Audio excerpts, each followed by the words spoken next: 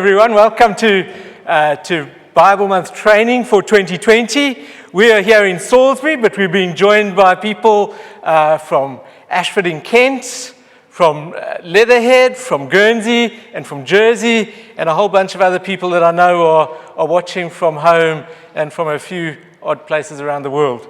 So it's good to be here, and I welcome you all. Can we open with a word of prayer? Let us pray. Gracious God, we thank you for this time together, and we thank you for your word that you have given to us. Help us today to grow in our understanding of it, and grow in our understanding of how it speaks to us, speaks to our world, and calls us to follow you. We put today into your hands. Amen.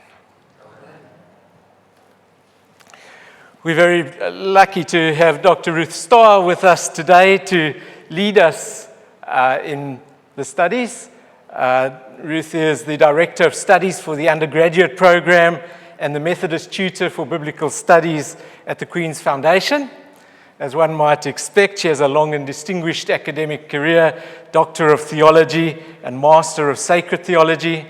But Ruth is a Methodist through and through, having had her Methodist identity shaped by the strong tradition of social engagement in the Methodist Church in Argentina, as well as by studying ecumenically alongside Roman Catholic and Protestant women in Latin America.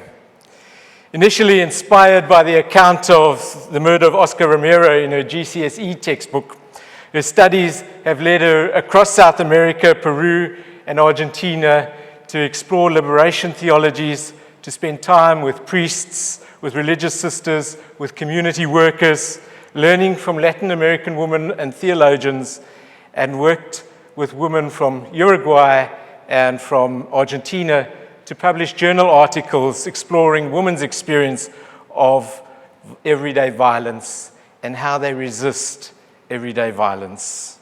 Her doctoral focus was on theologies of marriage, and she's currently developing that into a book which will bring into critical dialogue Argentine and English contexts of domestic violence and Catholic and Protestant theologies of marriage. Rachel has published a number of books. I'm not going to read them all to you. I'm not even going to read all the titles to you. One of them is Reimagining Theologies of Marriage in Context of Domestic Violence. One which I think will be familiar to you, she wrote with David Holgate, the Study Guide to Biblical Hermeneutics, which will be familiar from your worship leading and preaching studying, I think. And she also wrote in 2001, Being White, Challenging White Supremacy. So it's with great pleasure, great excitement, and we're really grateful for you being here, Rachel. And we'll hand over to you now. Thank you.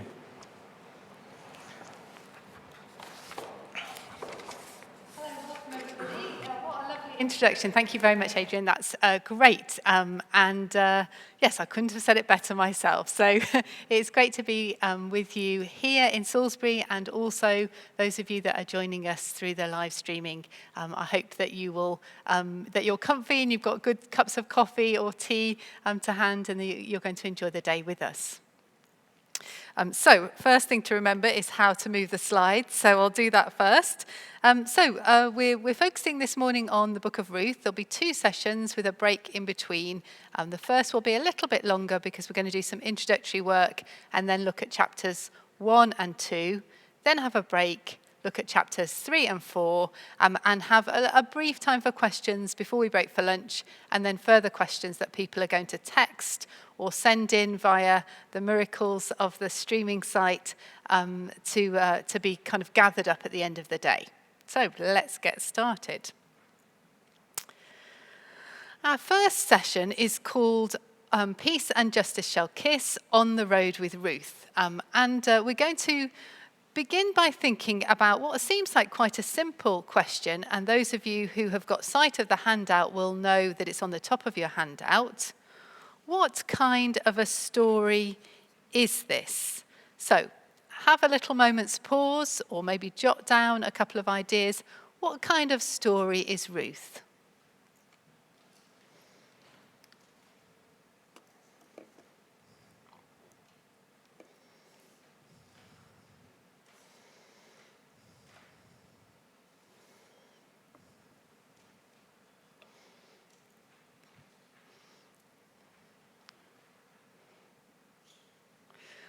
Okay, so let's just hear a couple of people in the room. I'll repeat what you say so that everybody else can catch it too. So what kind of a story is Ruth? Anyone want to offer a word, an idea, what kind of story we're going to be looking at? A romantic story at the front. So one vote for a romantic story. Okay, we'll come back to that. Any other ideas? A family story, a story about family and relationships and commitments. Yep, certainly there's plenty of that there. Anything else? A story of loyalty. And we get a lot of focus on the word hesed, which is to do with loving kindness, steadfast love, loyalty in some way. We'll come back to that certainly over this morning. Acceptance, yes. So a story about difference, perhaps, and how we negotiate difference. Okay, lovely. And then one at the back.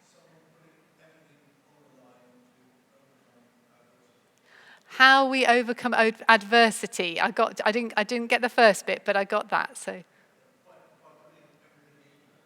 yeah. So the kind of commitment that we make, that putting everything in, so that we can overcome adversity. Yeah. Okay. So perhaps something about survival there. All right. Well, let's see what I had down.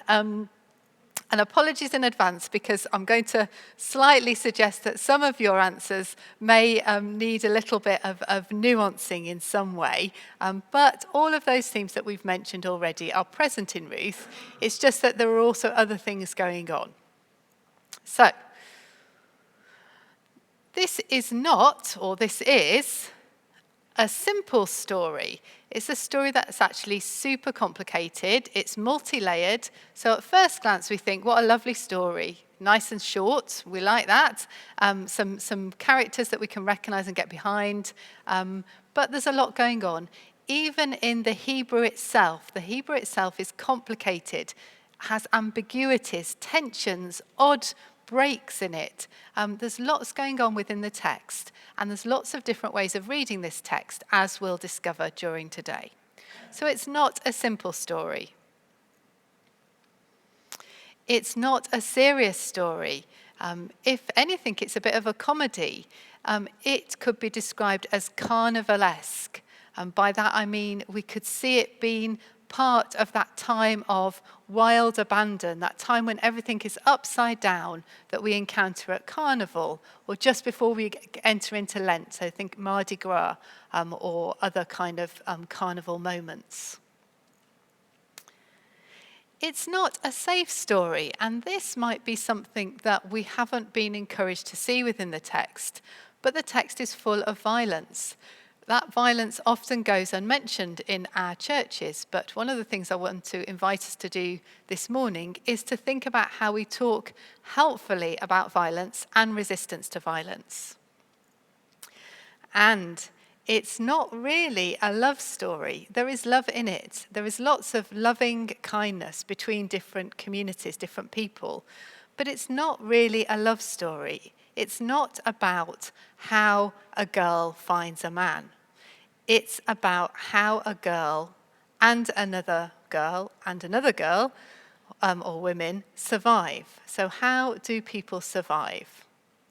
That's really what I feel is at the heart of this book.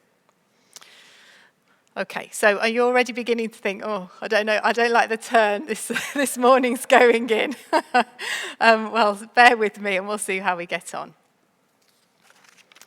So we've thought a little bit about what kind of things what are our expectations that we bring to the Book of Ruth. I'm going to think now about some of the context in which we set the Book of Ruth before we go on to begin to get into the text. So the first context is the historical context. And I've suggested that we might think about Ruth as a book about seeking peace in times of violence or seeking justice in broken places. Ruth itself as a story, so the narrative context, is the gap between in the days when the judges ruled, which is how the book begins, to, right at the end of the book, the mention of King David. So it's a story about the transition from a time of judges to a time of the monarchy within ancient Israel. And for some people, the suggestion is that Ruth is written as a way of justifying the introduction of the monarchy within ancient Israel, which, as you may remember from the books of Samuel, is highly contested. So within the books of Samuel, there is one tradition that says, yes, great, we have a king, David, God is with David, wonderful. And we have another tradition right there in the same text that says, having a king is the worst mistake you can make, and it's all going to end disastrously. So how does Ruth fit in? Perhaps Ruth is a text that's written to kind of shore up the idea of kingship, and perhaps even more so when you're dealing with a king like David, to make David seem a little bit better, because goodness knows David needs a little bit of a kind of a better PR than he gets elsewhere. But it's more likely to have been written much later than the time of the beginnings of the monarchy.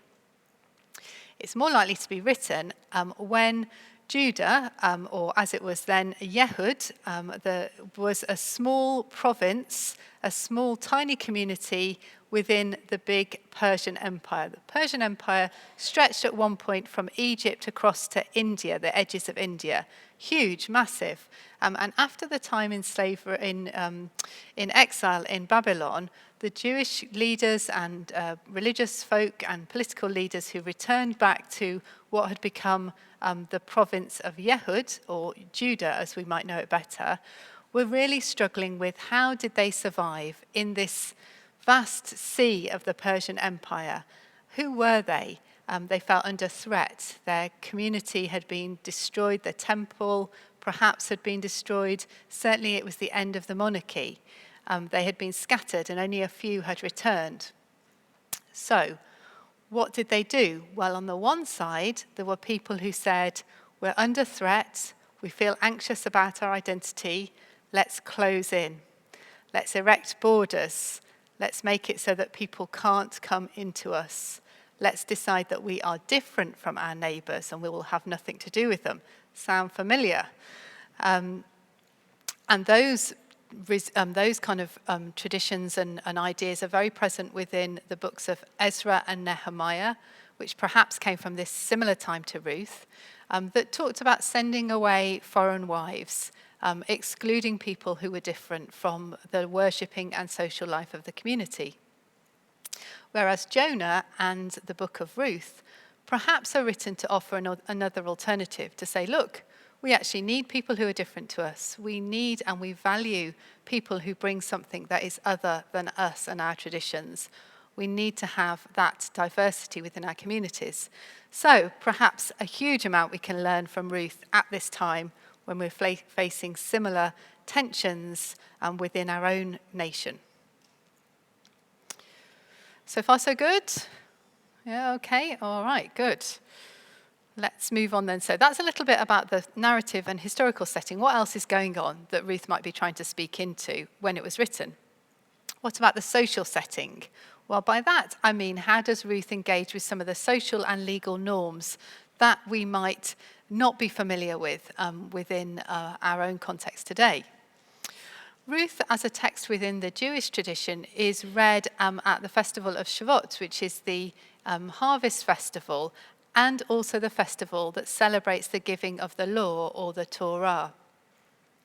Now, as Christians, we're often, maybe not even consciously, used to setting the law against grace, or the law against the spirit, or the law against freedom in some way. And I want to suggest to you that that's a really unhelpful way of seeing the law, because the law within the Jewish tradition is a gift from God. It's a gift that is celebrated. The law is loved. The law is a way in which the people are helped to find their way back to God. There is nothing bad or negative about the law. And that's how it's seen within Ruth. It's seen as wholly positive, something that is to be valued, celebrated, and entered into wholeheartedly because it enables people to live well together. So, which particular aspects of the law might be coming to the fore within Ruth? Well, Some of these will not be a surprise to those of you who've had a little read through of Ruth before today or have known it in the past. So let's just go back. First of all, the talk about gleaning. There's lots about the need for Ruth and Naomi to be able to find food. One of the ways that happens early on in the text is that Ruth goes out to glean in the fields, to collect up the leftover grain that has been missed by the people who are harvesting, to kind of scrabble around in the corners, pick up things that are left over. And gleaning, the right to gleaning was particularly for the poor and the stranger. So specifically, the stranger was one of the people who had that right to glean. This is about a community that's seeking to find a way for there to be everybody to be able to get food. So gleaning is about the community seeking to recognize there are people who need support, who need help, and trying to do that in a way that works with the agricultural system. Secondly, one of the other teachings that we encounter within Ruth is the rulings about the lever or the Levirate marriage. And this is something which feels probably a lot less familiar to us today. Can anyone remember what Levirate marriage is all about? Anybody want to offer an idea? Yes. Continuation of the family name and looking after specifically your brothers or family members. Yeah, so continuation of the family name and particularly kind of care and concern for your brother's family. Yes, that is in the most positive way that we can name it. So it's about the idea that if a man dies without having children, his brother has a responsibility to have a child really on his behalf with his widow, so that the name will not be lost. There's that kind of sense of a continuation. But you can see how very quickly that might get pretty tricky, and there might be lots of questions around choices and agency in that. What about kinship and the idea of the kin redeemer? Well, we'll come back to that later on this morning, but that also is about responsibility for the kin or for the family. It's about the idea that if someone is going to fall into debt and therefore enslavement, if someone's land is going to be lost, then other people within the kin have the responsibility to redeem it, to buy it back in some way, to restore it to the family. So both name and land are important and are things that are held not just by the immediate family, but by the kin as a whole. Yet, as we'll find in Ruth, neither of those laws are really strictly followed in the ways we might expect. There's a lot of ambiguity, and we could read that as, well, the people of Ruth, who wrote Ruth or the characters within Ruth don't know the law so well, but it could also be about the ambiguities and spaces within the law that allow people to offer more than they are required, to go beyond the boundaries of the law and to offer even more out of generosity, out of loving kindness. So there's something there about not saying this is exactly what you have to do, but allowing people to go even beyond that. And then we've already mentioned a little bit about the law and boundaries. The law has quite a lot to say about the Moabites, of which Ruth and Orpah belong to that community. The Moabites are a community that is very close, a nation that is close to Judah, but sworn enemies really, with a long history of conflict and disagreement. Conflict and disagreement that is in some way rooted about the idea that the Moabites didn't welcome the Israelites when they were in the wilderness, and in other ways is rooted in this notion that the Moabites are a nation that somehow are impure in some way because they're connected to the story of Lot having sex with his daughters, and one of the daughters, their child, becomes known as Moab. So there's a kind of sense there that to talk about the Moabites is to talk about an unclean people. Now, the Moabites would see it differently. They might tell very different stories about themselves, as we shall see. So a lot going on there, a lot about the social context in which Ruth is set, very purposefully. It's not. It's designed to speak into these different texts, which leads us on to the next question, which I think is on your handout if you've got sight of it, or those of you who don't have sight of it can still think about. What kind of books might we place alongside Ruth from the Bible? So which other biblical books seem to connect very strongly to Ruth? I'm going to ask you to have a little think and then maybe just chat with your neighbour for a minute. What's another book that seems to speak to Ruth or connect to Ruth in some way? There's lots of different possibilities, so just go with what your kind of initial feeling is and share with your neighbour. I'll give you a minute to do that.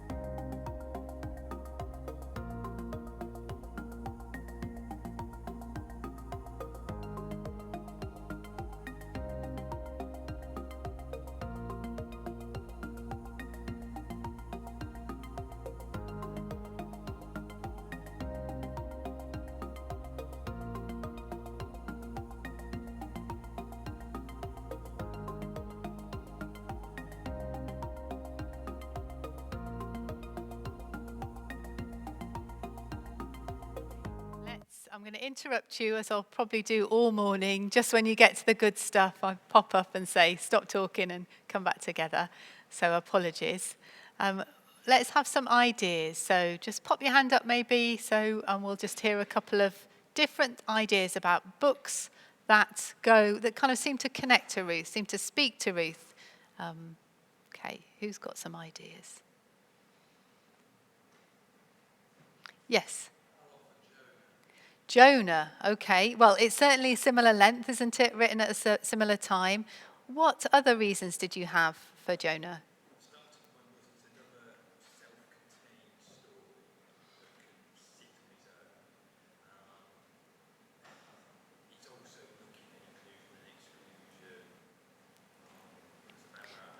Okay, so it's a text that's looking at inclusion and exclusion. So are the Ninevites to be saved, etc. Just so the kind of Moabite, Ninevite parallel there, perhaps.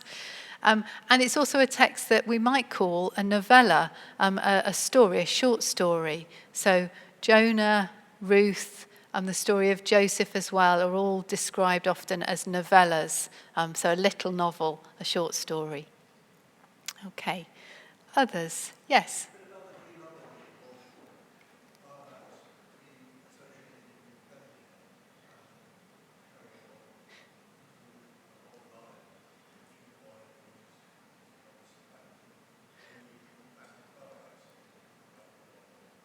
Yes, because you're right at the back. I'm slightly struggling to hear you, but what I got from that was genealogy and Bethlehem, and what was the other thing?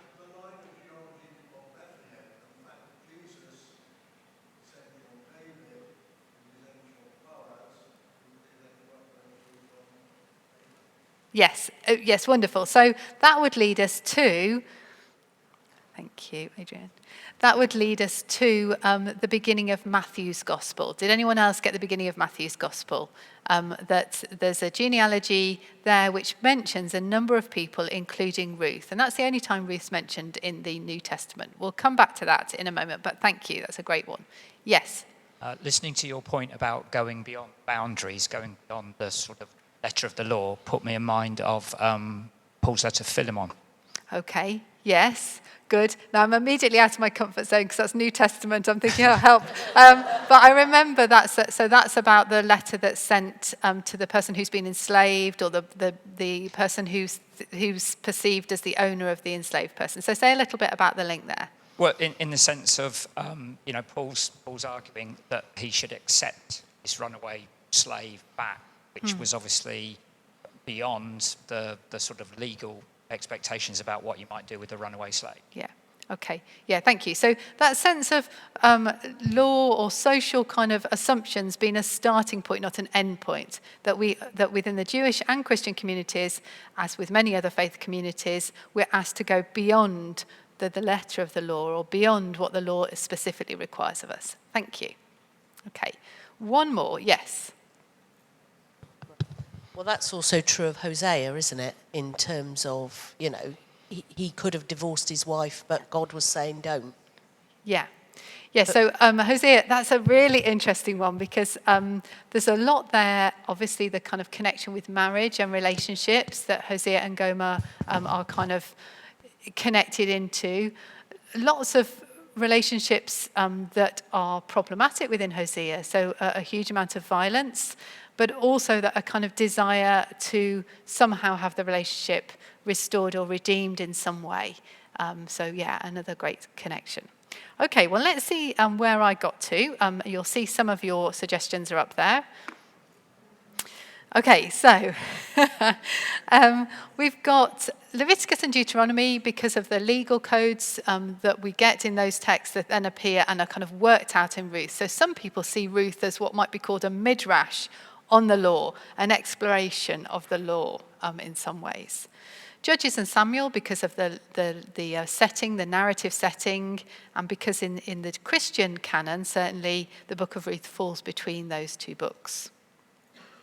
Jonah we've mentioned, and another short story that is headed by a woman or named for a woman, Esther, which again we'll see has lots of connections to Ruth in different ways. The Book of Proverbs, in some traditions and at some points, Ruth came after the Book of Proverbs, which you'll remember ends with Proverbs 31, the poem of the strong woman. Don't let anyone call it the good wife. It's not the good wife. It's the strong or capable woman that we encounter within Proverbs 31.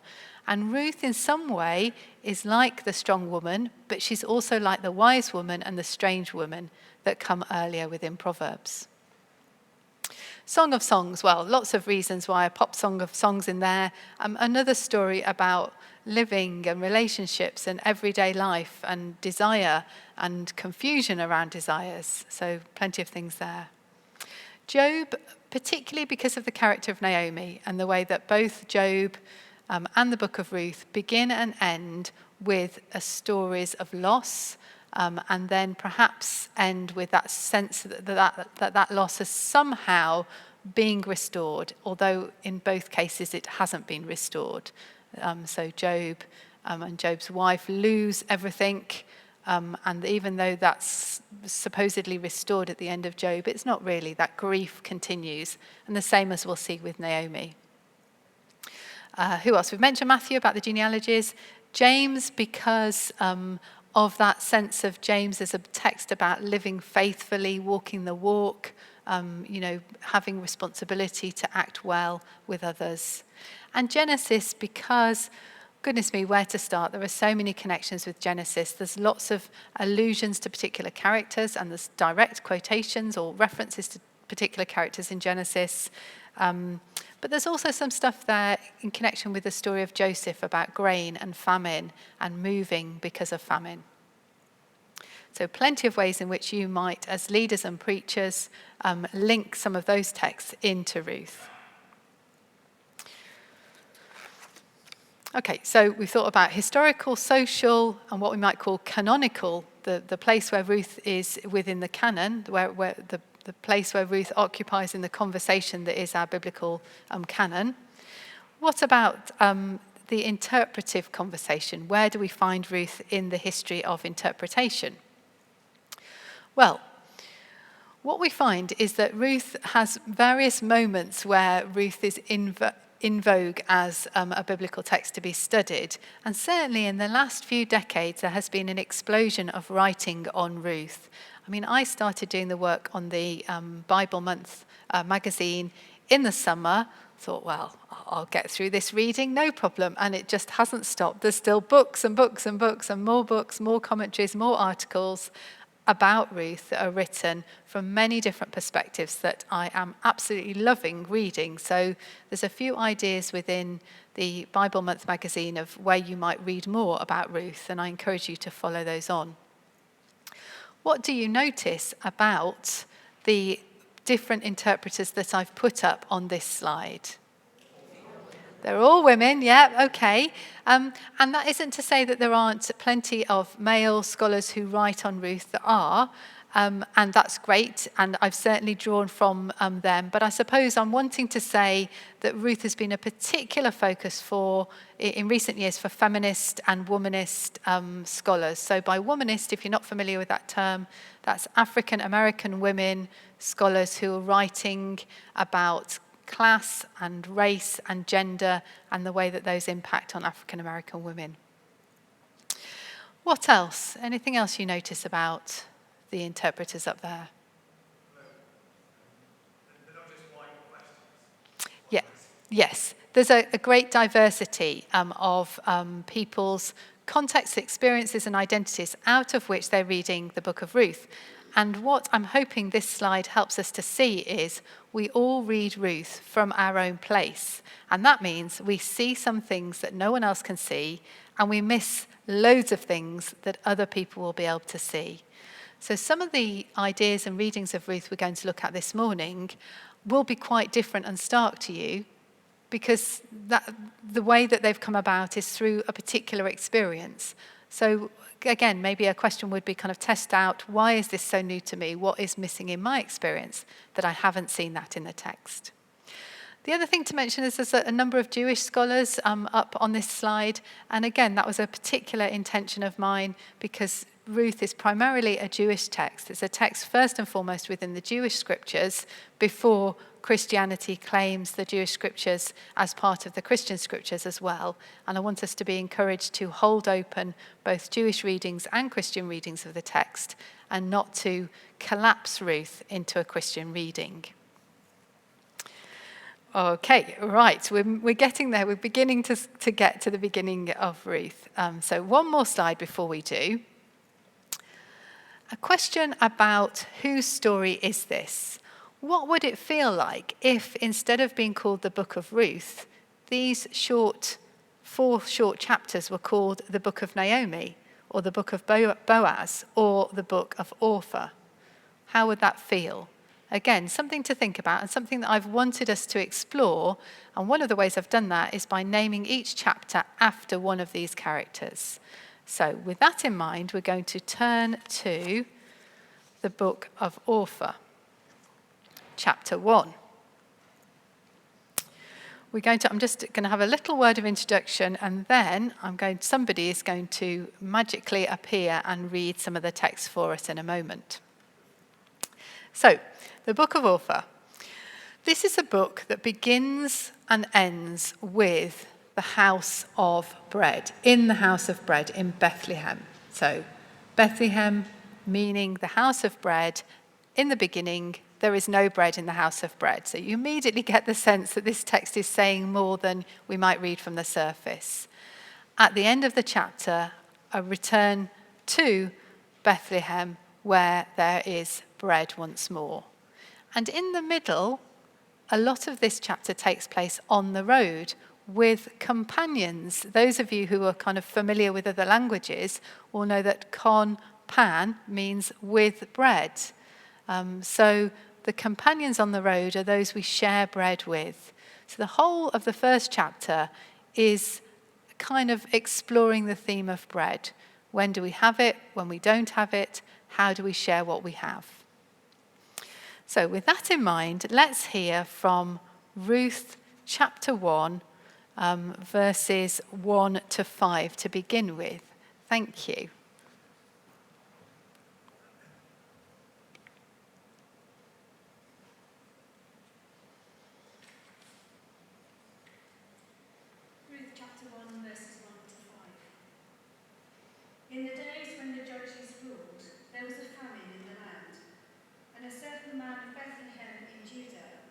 went to live in the country of Moab, he and his wife and 2 sons. The name of the man was Elimelech, and the name of his wife Naomi, and the names of his 2 sons were Mahlon and Chilion. They were Ephrathites from Bethlehem in Judah. They went into the country of Moab and remained there. But Elimelech, the husband of Naomi, died, and she was left with her 2 sons. These took Moabite wives. The name of one was Orpah, and the name of the other Ruth.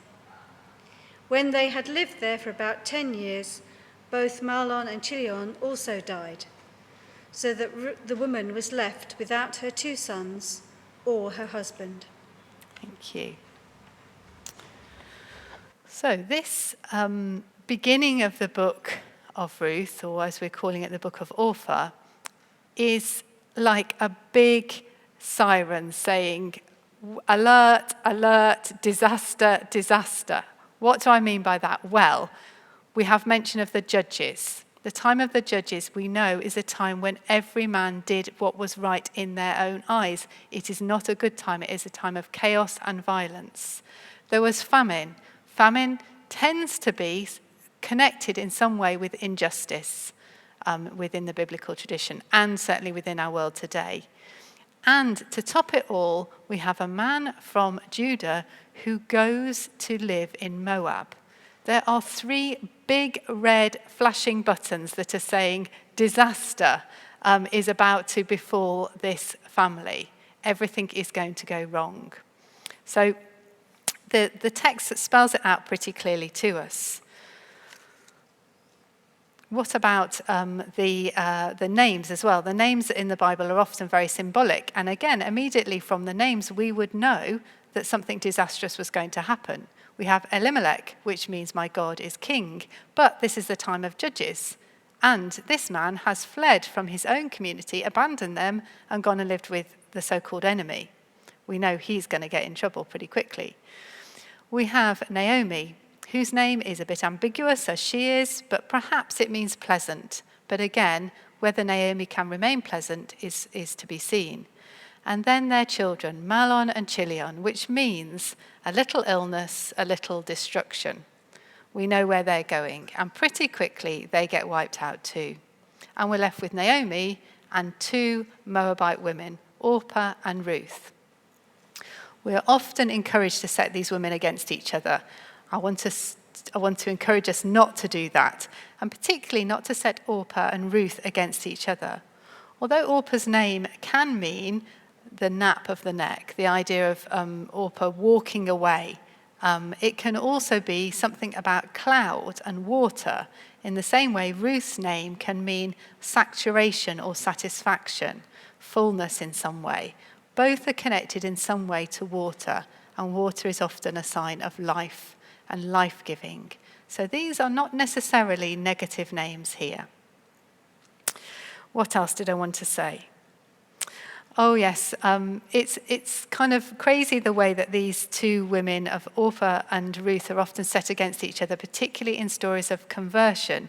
So within the Jewish tradition, Ruth is seen as the model convert and is praised for that, and Orpah is kind of criticized for not converting to Judaism.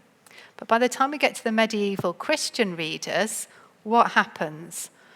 Ruth is praised for converting to Christianity, which of course is completely beyond the text, and Orpah is criticized for remaining a Jew, which again is complete nonsense when you read the text. So the way that we see these texts as stories of conversion, we also need to read attentive to that very fraught relationship that has taken place over the past between Christians and Jews in reading the Bible.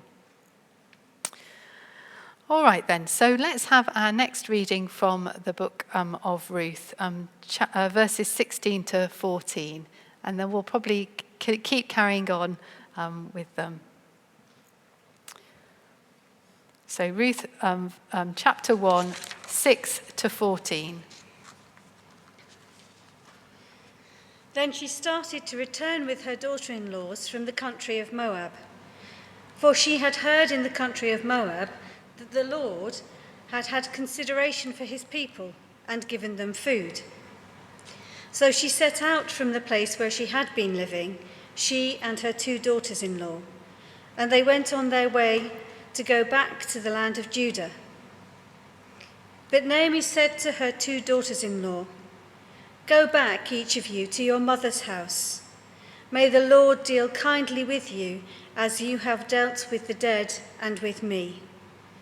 The Lord grant that you may find security, each of you, in the house of your husband." Then she kissed them, and they wept aloud. They said to her, "No, we will return with you to your people." But Naomi said, "Turn back, my daughters. Why will you go with me? Do I still have sons in my womb that they may become your husbands? Turn back, my daughters, go your way, for I am too old to have a husband. Even if I thought there was hope for me, even if I should have a husband tonight and bear sons, would you then wait until they were grown? Would you then refrain from marrying? No, my daughters, it has been far more bitter for me than for you, because the hand of the Lord has turned against me." Then they wept aloud again. Orpah kissed her mother-in-law, but Ruth clung to her. Thank you. So the picture that I've got up on the screen is by the Chinese artist Heiki. What do you notice about that picture? What's going on there?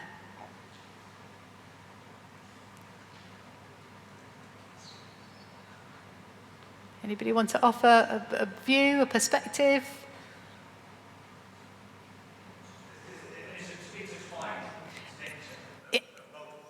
Yeah, intertwined. So we have in the foreground Ruth and Naomi intertwined, but also turning slightly away Orpah there, but still connected, still held in that community.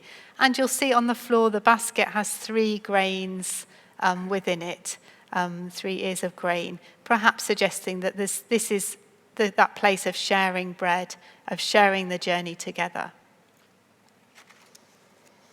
This is a part of the story which is, as I wrote in the Bible Month magazine, soaked with kisses and tears. There is a real sense of loss and grief between the 3 women.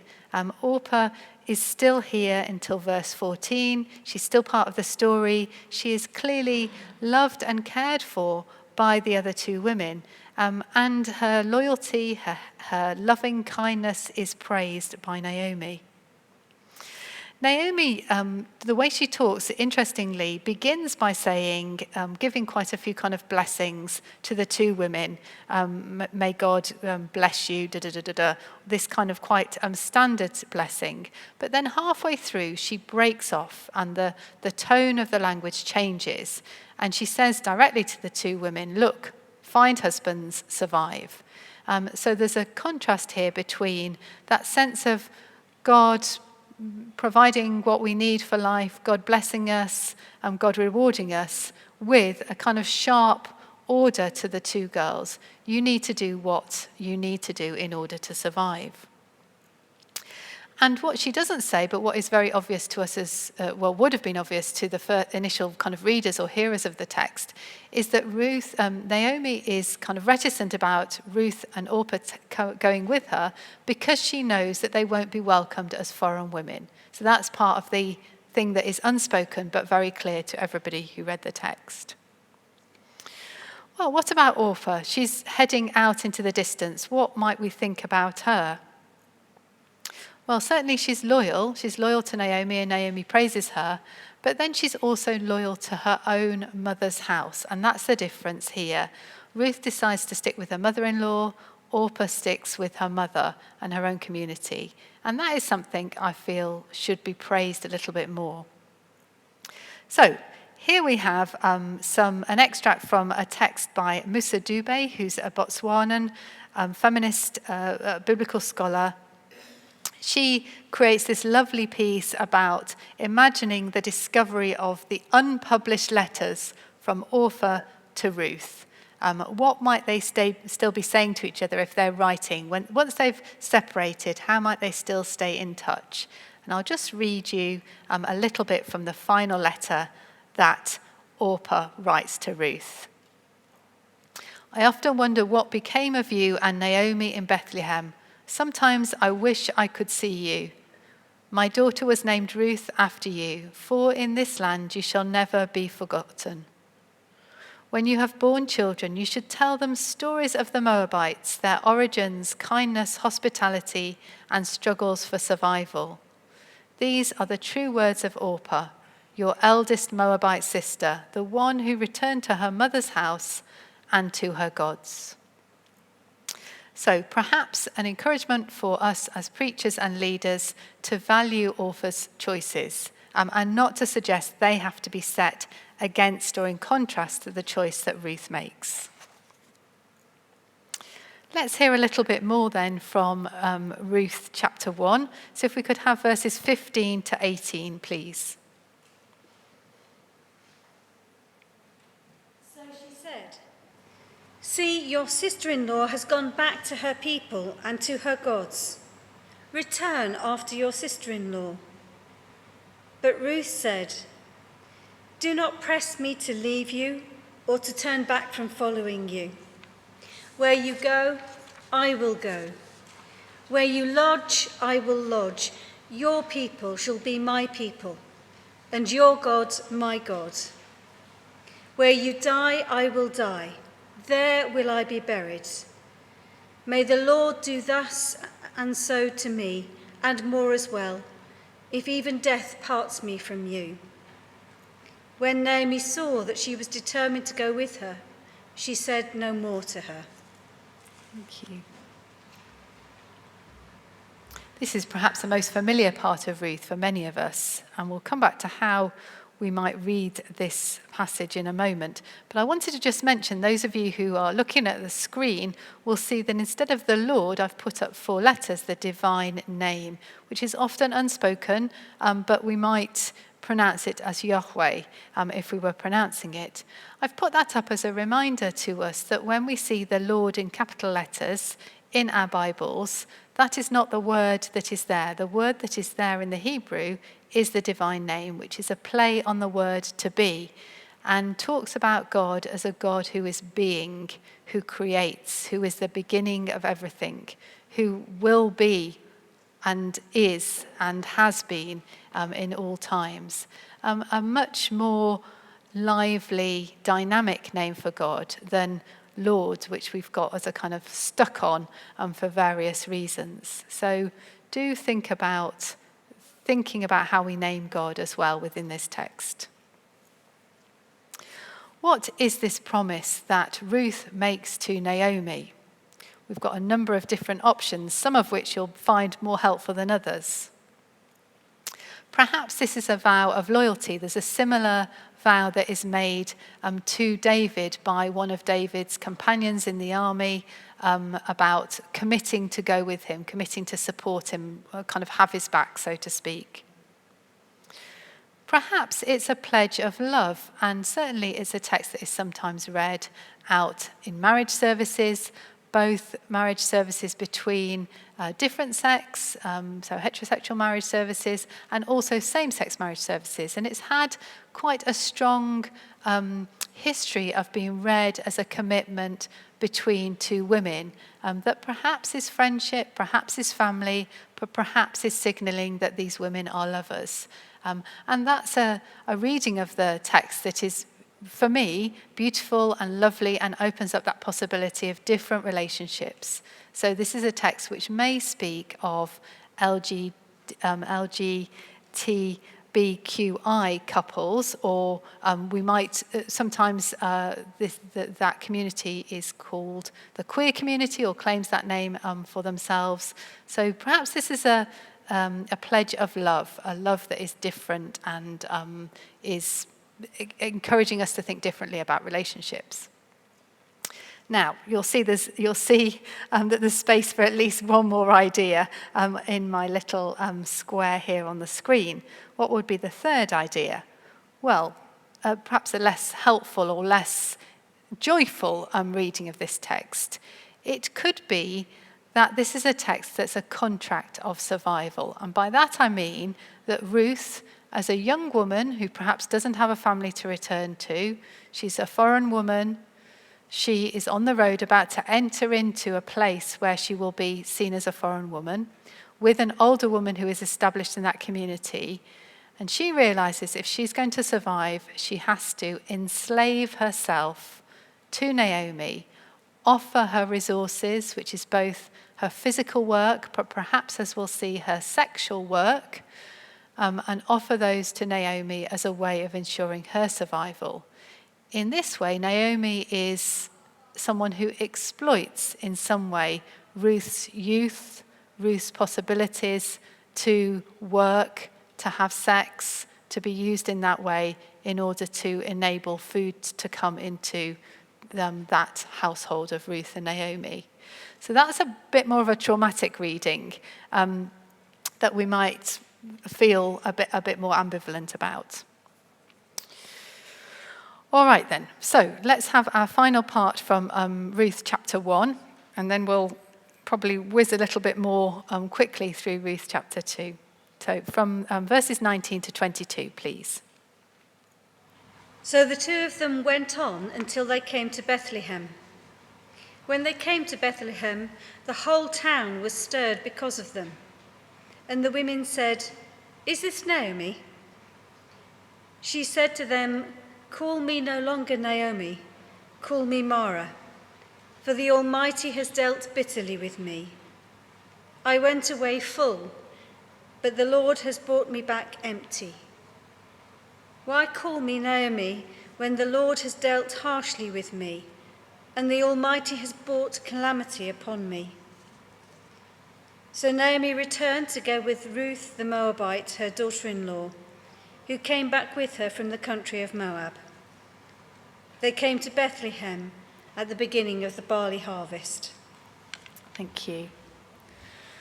So here in this section, Naomi does a lot of denial. There's a lot of silence around Naomi, and for a long time, Naomi was judged very harshly about that. So she was seen, perhaps because of the way she identifies herself, as a bitter old woman who could no longer produce children, who had lost everything, who had no status or value, and who was kind of grumpy and mean to her daughters-in-law. Is that kind of a reading that you're familiar with, that you've kind of encountered, perhaps?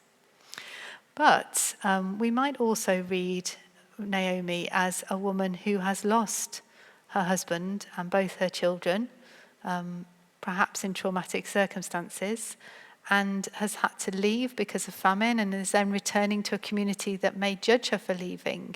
And so here we might see Naomi as a woman who is grieving, who is lonely, who is afraid, who has come through some kind of trauma. And that might explain why she seems to often not respond well to Ruth. Certainly here, she denies that she even has a companion. She doesn't seem to, she's kind of keeps saying about how alone she is, even though Ruth is standing there with her. She denies her identity. No longer is she pleasant, but bitter. And she even denies that God is a God of plenty. So there's a kind of play in the Hebrew between this idea of God, the Almighty, that is sometimes a word for God that is connected to fertility and fullness, with the sense of Naomi feeling empty. So there's a whole heap of denial going on. Right, we've got to the end of chapter 1. So we'll move through chapter 2. If that's okay, I'm looking to Adrian, who I can't see. Or I think we'll carry on, if that's okay, maybe for another 15 minutes or so, for those of you who are watching on the streaming as well. So let's hear from Ruth chapter 2, verses 1 to 7.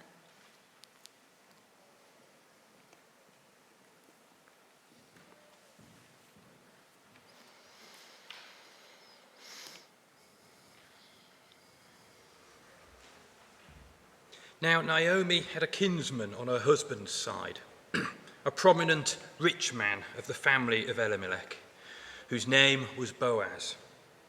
And Ruth the Moabite said to Naomi, Let me go to the field and glean among the ears of grain, behind someone in whose sight I may find favor." She said to her, "Go, my daughter." So she went. She came and she gleaned in the field behind the reapers. As it happened, she came to the part of the field belonging to Boaz, who was of the family of Elimelech. Just then Boaz came from Bethlehem. He said to the reapers, "The Lord be with you." They answered, "The Lord bless you." Then Boaz said to his servant, who was in charge of the reapers, "To whom does this young woman belong?" The servant who was in charge of the reapers answered, "She is the Moabite who came from Naomi, from the country of Moab." She said, "Please let me glean and gather among the sheaves behind the reapers." So she came, and she has been on her feet from early this morning until now, without resting even for a moment. So in chapter 2, or as I've called it, the Book of Boaz, we move from conversations that primarily take place between the three women, Naomi, Ruth and Orpah, and into a more public space, I suppose, the space where Boaz encounters Ruth. And each of the chapters of chapters 2 and 3 are primarily focused on an encounter between Ruth and Boaz. But both chapters are framed by the encounter or the time in the private space between Ruth and Naomi. So Ruth and Naomi talk about what to do. Ruth goes and does it. Then she comes back and reports back to Naomi. And that's the kind of pattern we get in both these middle chapters. We get here a really clear encounter with this law around the gleaning rules and what is left over, and how those who are vulnerable, who live in the margins, not necessarily only of the field but in society, are invited or enabled to glean for what is left over. This also perhaps connects with some of our own experiences of encountering or knowing of or receiving the benefits of those people who work in the margins of our own societies. And I'm thinking particularly of seasonal workers, migrant workers, who for a long time we have invited over to pick our crops, our fruit, potatoes, often working in cold, hard conditions for hours on end, unstable, little pay, little protection, and yet vital to our economy and food system. Now, we know that, again, this is a time when we are facing big questions as a society about how we respond to our relationship with communities that have come and worked for us in our fields. And perhaps an underlying theme of this text and our own conversations is that of racism and xenophobia, because within the text, when Boaz asks, "Who is this woman?" what he is told is, she is a foreigner from a foreign land. She is a Moabite from Moab. She's a foreigner from a foreign place. And that's all he can see, really. That's the primary way in which he sees her. This image, perhaps from a contemporary Israeli photographer, also sums up that sense of the hard work of gleaning, of living off the waste or what is overlooked by those who have more than you. And certainly this is an image that we could see in many parts of the world, including within our own countries and contexts. And this image reminds us of the vulnerability of both Ruth and Naomi as they seek to gather from the floor enough grain to live off. But perhaps what isn't so visible, but we need to name, is that Boaz is also potentially vulnerable within this situation. What do we know about Boaz? Well, his name, first of all, it's a play on it's a connection to the pillars of the temple. So Boaz means really, quite literally, a pillar of society. That's his kind of, the way he's introduced. And many of the ways in which he's characterized are similar. He is seen as religious. He's seen as someone who knows what's going on, is very present within the community, is a civic leader. He wants to do well. Much of the way that he speaks and interacts is about maintaining that public role that he has. He wants to be seen as a good civil leader, a good member of the civic society. And that is no bad thing. There's no need to suggest that he is being insincere in those desires, although there may be other desires playing alongside. So we'll continue to see how Boaz develops as a character as we move on. So let's have our next part of the chapter from Ruth, chapter 2, 8 to 16, please. Thank you. Verses 8 to 16. Then Boaz said to Ruth, "Now listen, my daughter. Do not go to glean in another field or leave this one, but keep close to my young women. Keep your eyes on the field that is being reaped and follow behind them. I have ordered the young men not to bother you. If you get thirsty, go to the vessels and drink from what the young men have drawn." Then she fell prostrate, with her face to the ground, and said to him, "Why have you found favor in your sight? Why have I found favor in your sight, that you should take notice of me when I am a foreigner?" But Boaz answered her, "All that you have done for your mother-in-law since the death of your husband has been fully told me, and how you left your father and mother and your native land and came to a people that you did not know before. May the Lord reward you for your deeds, and may you have a full reward from the Lord, the God of Israel, under whose wings you have come for refuge." Then she said, "May I continue to find favor in your sight, my Lord, for you have comforted me and spoken kindly to your servant, even though I am not one of your servants." At mealtime, Boaz said to her, "Come here and eat some of this bread, and dip your morsel in the sour wine." So she sat beside the reapers, and he heaped up for her some parched grain. She ate until she was satisfied, and she had some left over. When she got up to glean, Boaz instructed his young men, "Let her glean even among the standing sheaves, and do not reproach her.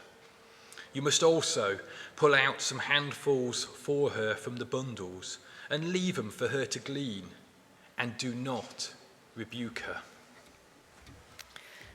This part of chapter 2 very clearly sums up a common theme within the book of Ruth, which is, although God is invoked and asked for blessing and asked to demonstrate loving kindness or hesed, it tends to be the characters, the human characters, who actually enact those blessings. So we have here Boaz offering a blessing to Ruth, that God may provide for her and protect her, really may give her grain and shelter. And yet, immediately, Boaz himself takes on that responsibility and begins to provide her here with grain, later on with shelter. And there's a play that goes along this and the next chapter on the idea of wings. God's wings being a place of refuge. The word wing is also linked to the word blanket or shawl or cloak. So we'll see that more clearly in the next chapter. Well, what I wanted to suggest also here is that this passage closely links into some work by Elsa Tamez, who is a Mexican feminist theologian and biblical scholar, who's one of my favorite authors and writers. She talks about God as bread love, or amor pan in the Spanish. And she talks about how we encounter a God who hungers for justice, who hungers for the bread to be given to all, who hungers for a world in which love is there for all people.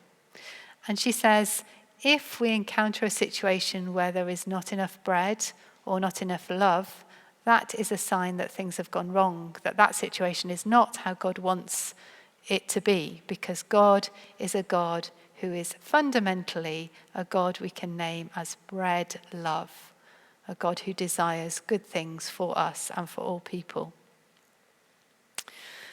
Okay, so again, encouragement for you to encounter Elsa Tamez's work if you haven't already. She particularly, her writing on the Book of James is very accessible. She's kind of a good piece to begin with. So let's conclude from Ruth chapter 2, verses 17 to 23.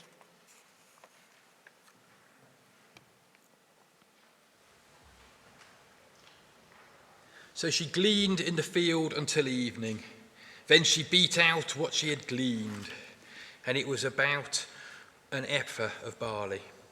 She picked it up and came into the town, and her mother-in-law saw how much she had gleaned. Then she took out and gave her what was left over after she herself had been satisfied.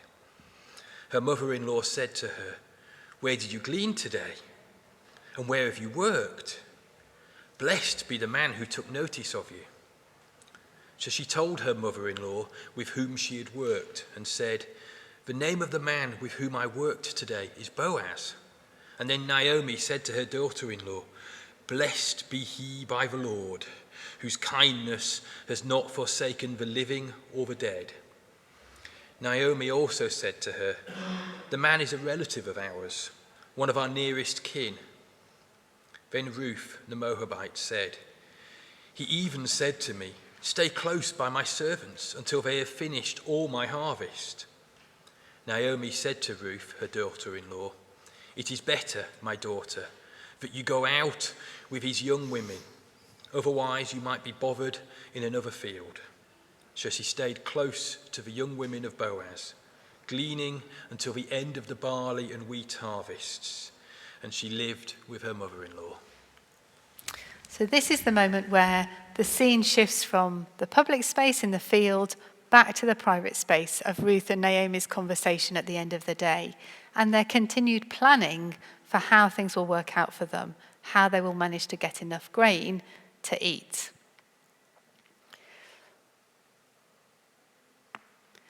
I think here it might be worth us mentioning about some of the ways in which Boaz and Naomi both seek in some ways to protect Ruth or to set boundaries for her.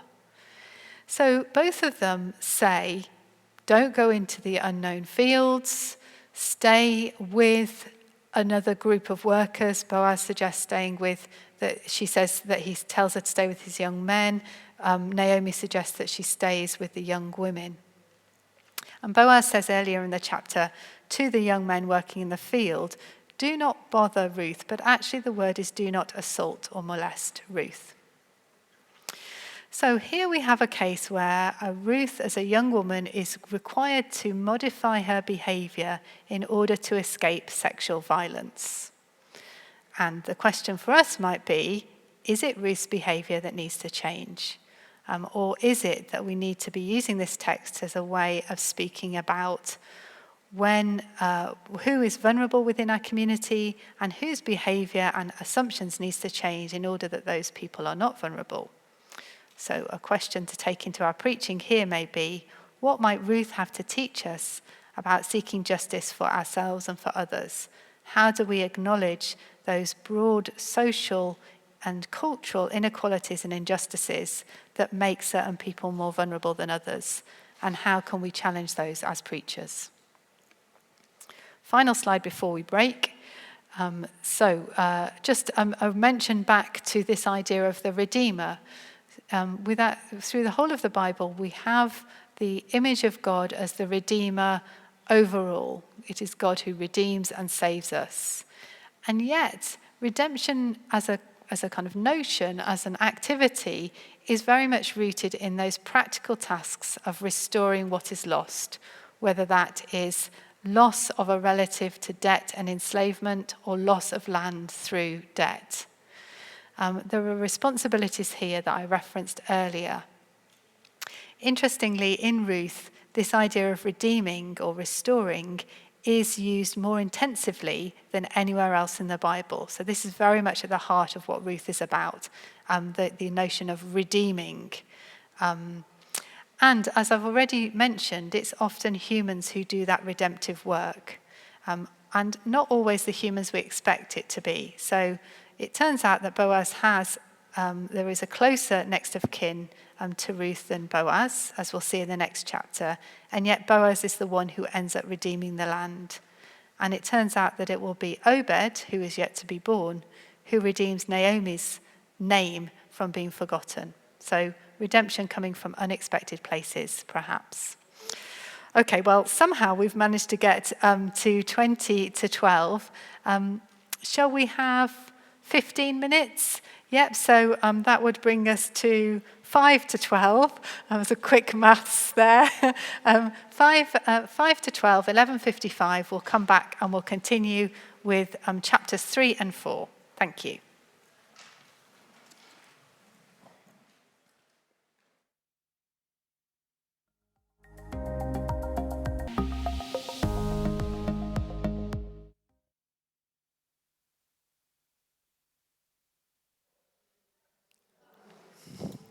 Yep, lovely.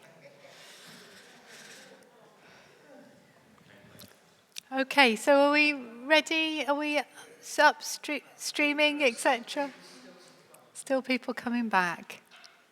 But we're streaming. So shall we make a start? Adrian, you can gather those. Okay, well, welcome back. Just over coffee here in Salisbury, we were talking about the fact that there's quite a lot in this text, perhaps more than we expect initially. And a number of the themes that I'm picking out are ones that I explore, maybe not in that much more space, but a little bit more space within the Bible Month magazine. So if you kind of thought, oh gosh, that felt like quite a lot to take on board, then have a look at the Bible Month magazine and there's more stuff there. So we're moving on to the second session this morning, which I've entitled What We Owe to Each Other, Redemption and Restoration in Ruth.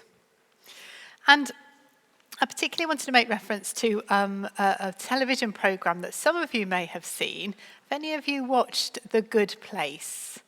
Okay, a couple. Yeah, so at least one. So this is, without any spoilers, The Good Place is a story about that begins with a woman who wakes up and realises that she's died and she's gone to the good place. It's a comedy, but it includes a lot of different ideas about philosophy and ethics. One of the other people who has also died and gone to the good place is an ethics professor. And for various reasons, he is tasked with trying to teach ethics to a few of the other characters. And I wanted to read a little bit from what the professor, Chidi Anakonye, says about ethics, about his kind of understanding of ethics. So this is a little quote from him in his role as Professor of Ethics. So why do it then? Why choose to be good every day if there is no guaranteed reward we can count on now or in the afterlife? I argue that we choose to be good because of our bonds with other people and our innate desire to treat them with dignity. Simply put, we are not in this alone. That sense of bonds with other people, about the idea of not being in this alone, about the idea that we owe each other something, is very central to the Book of Ruth and something that we see how the book explores. So questions we might ask are, what, in this part of the book, do Ruth and Naomi and Boaz owe to each other, not only from the law, but from other kind of senses of their responsibilities towards each other? And how does the Book of Ruth help us to pay attention to our own commitments, what we owe to those others within our lives, both known and unknown? And as I've already said, what space is there for going beyond what is owed? So not just what we need to do in order to fulfill our duty, but how do we go beyond what we owe to each other? So we'll move on then to chapter 3, which I've entitled The Book of Ruth, because Ruth certainly is a central character in this chapter. One of the ways that I've already flagged up how we could read the Book of Ruth is as a carnival-esque story. And here I'm drawing on the work of a scholar called Nehama Askenaski and her article that she wrote in 2007. She's not the only person who has this kind of way of understanding the book of Ruth, but she's the one whose work I've primarily drawn from. She talks about how Ruth fits the description of a carnival tale or a story about a folk tale that is concerned with carnival themes. She notes how there are moments of celebration, festival, the barley harvest. There's also kind of wildness and jokes and defiance throughout, although sometimes we don't always see them. She talks about how comic folk tales are often about the survival of the poor and are contrasted here in Ruth with some of the kind of more ponderous debate over the legal codes. We have Boaz, who is the pillar of society, you'll remember, who talks a lot at length about what he should do. He's very ponderous in the way that he talks. He talks at length, he talks much longer than most of the other characters, and it's full of kind of back and forth, kind of almost internal debates. He's not quite sure what the right thing to do is, and he's trying to explore it. And this is set against the very sharp words that Ruth particularly, but also to a lesser extent Naomi talks, which are all about getting to the point because they need to survive. They haven't got time for big debates. They just need to get what they need to survive. So that contrast between the poor who don't have time to speak at length and the wealthy or well-established who have time to debate at leisure. There's also within such comic folk tales often a focus on the basic things of life, things that are shared by all humans, a need to eat, a need to drink, a need to sleep, getting drunk, having sex, all those kind of things which, whether you're rich or poor, you can still be involved in and will still impact you no matter whether you're rich or poor, the same. And in this particular reading, a focus is on how Ruth is often a story that is about overturning order. So in this chapter in particular, we have Ruth proposing something, whether it's marriage or not is unclear, but something at least to Boaz. Ruth approaches Boaz. Ruth makes a proposition of some kind. She's the one who does that, whereas normally we would expect Boaz to be doing that movement. That would be what we would assume. Lots of boundary crossing. Not only Ruth steps into Boaz's field, but Ruth and Naomi and Orpah have all stepped across national boundaries, and then there's boundary crossing in terms of what's assumed to be good behaviour or not. So something there which you may or may not find helpful. If this is a story that is a comedy and a story that has a lot of mockery in it, the question might be, who is being mocked? And I think perhaps Boaz is the one who is most likely to be mocked in some way. But maybe gently, in a gentle way, this upstanding citizen or pillar of society is shown to be someone who is most concerned with public appearances. We never really know what's in Boaz's heart. We know what he feels he should do, and he talks about that at great length. The Hebrew in which he speaks is rambling, is old-fashioned, is kind of stiff and unwielding. It's very different to the Hebrew in which Ruth and Naomi speak in. But the text isn't necessarily being wholly negative on Boaz. Perhaps it's saying that he's been played as a fool rather than being a fool himself. And perhaps it's also just pointing out that as someone with resources, he might expect to be not taken advantage of, but used to enable the survival of those who have no resources. Let's hear then from the chapter 3 of Ruth, the first 5 verses. So Ruth 3, 1-5. Thank you. Naomi, her mother-in-law, said to her, "My daughter, I need to seek some security for you, so that it may be well with you. Now, here is our kinsman Boaz, with whose young women you have been working. See, he is winnowing barley tonight at the threshing floor. Now wash and anoint yourself, and put on your best clothes, and go down to the threshing floor. but do not make yourself known to the man until he has finished eating and drinking. When he lies down, observe the place where he lies. Then go and uncover his feet and lie down, and he will tell you what to do." She said to her, "All that you tell me, I will do." Once again, this chapter begins with Ruth and Naomi making plans. So they've had a plan about gleaning, but then the time of the harvest has come to an end. They're getting hungry. What do? They look around to see what possibilities for survival are around them.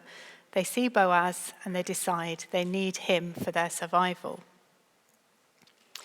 If we were reading or hearing these few verses in any other context but the Bible, we would know very clearly what Ruth was being asked to do.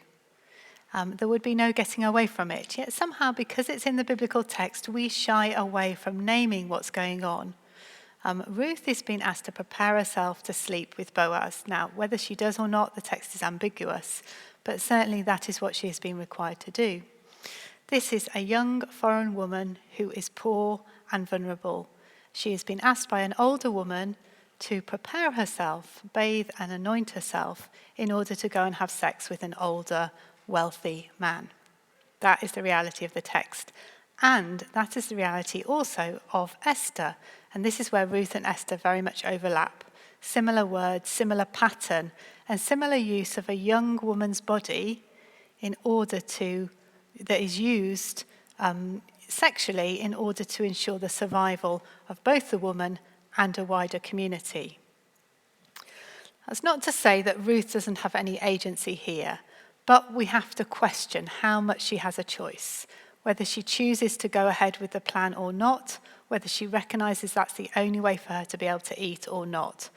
This is not a safe story. This is a story about exploitation, about power inequality, about the need for some women and men to sell their bodies in some way or another in order to eat. And that we need to name, because if we can't name that in the text, how can we name it in the reality of our own churches and communities where things like this continue to happen? So, a question to here might be, what might the Book of Ruth help us to speak of? What things that we find difficult to name within our churches might Ruth help us to speak of? Let's hear the next few verses, chapter 3, verses 6 to 13. Thank you. So she went down to the threshing floor and did as her mother-in-law had instructed her. When Boaz had eaten and drunk and he was in a contented mood, he went to lie down at the end of the heap of grain. Then she came quietly and uncovered his feet and lay down.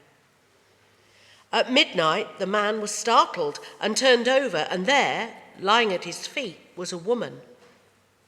He said, "Who are you?" And she answered, "I am Ruth, your servant. Spread your cloak over your servant, for you are next of kin." He said, "May you be blessed by the Lord, my daughter. This last instance of your loyalty is better than the first. You have not gone after young men, whether poor or rich. And now, my daughter, do not be afraid. I will do for you all that you ask, for all the assembly of my people know that you are a worthy woman. But now, though it is true that I am a near kinsman, there is another kinsman more closely related than I. Remain this night, and in the morning, if he will act as next of kin for you, good, let him do so. If he is not willing to act as next of kin for you, then, as the Lord lives, I will act as next of kin for you. Lie down until the morning." This is a part of Ruth that rarely gets read in our churches. And again, perhaps this is something we need to learn from. Why is it that we find it difficult to talk about sex within our churches, and what needs to change so that we can have good and positive conversations about sex and sexual desire, rather than those being suppressed and often ending up in problematic relationships and problematic tales of abuse. So here Ruth approaches the feet of Boaz. And I wanted us to pay a few minutes, to spend a few minutes looking at this image by Marc Chagall. Again, maybe just chat with your neighbour. What is it you see in the image? What do you notice about it? And we'll gather a couple of comments from there.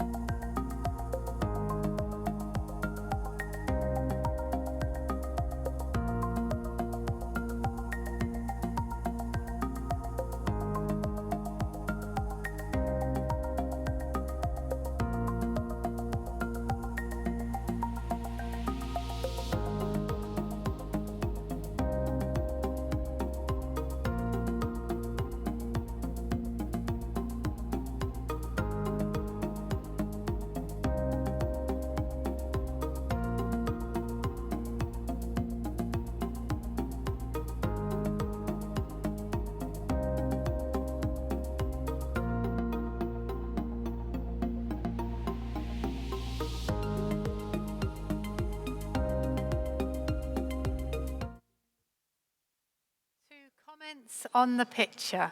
We have a microphone, thank you. Okay, so a couple of comments. What do people see in the image? So this is Marc Chagall's interpretation of this scene. It may be different to your interpretation. What do you notice? What strikes you? Well, it seems to me that We'll just wait to the mic. It just seems to me that the two people take a minor part in this picture, and that the important bit is the food.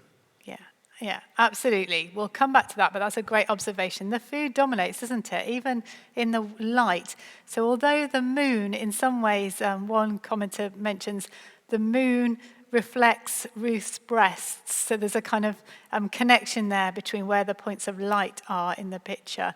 But most of the focus, central, dominant, is the grain. We'll come back to that in a moment. Anything else? Yeah, at the back there.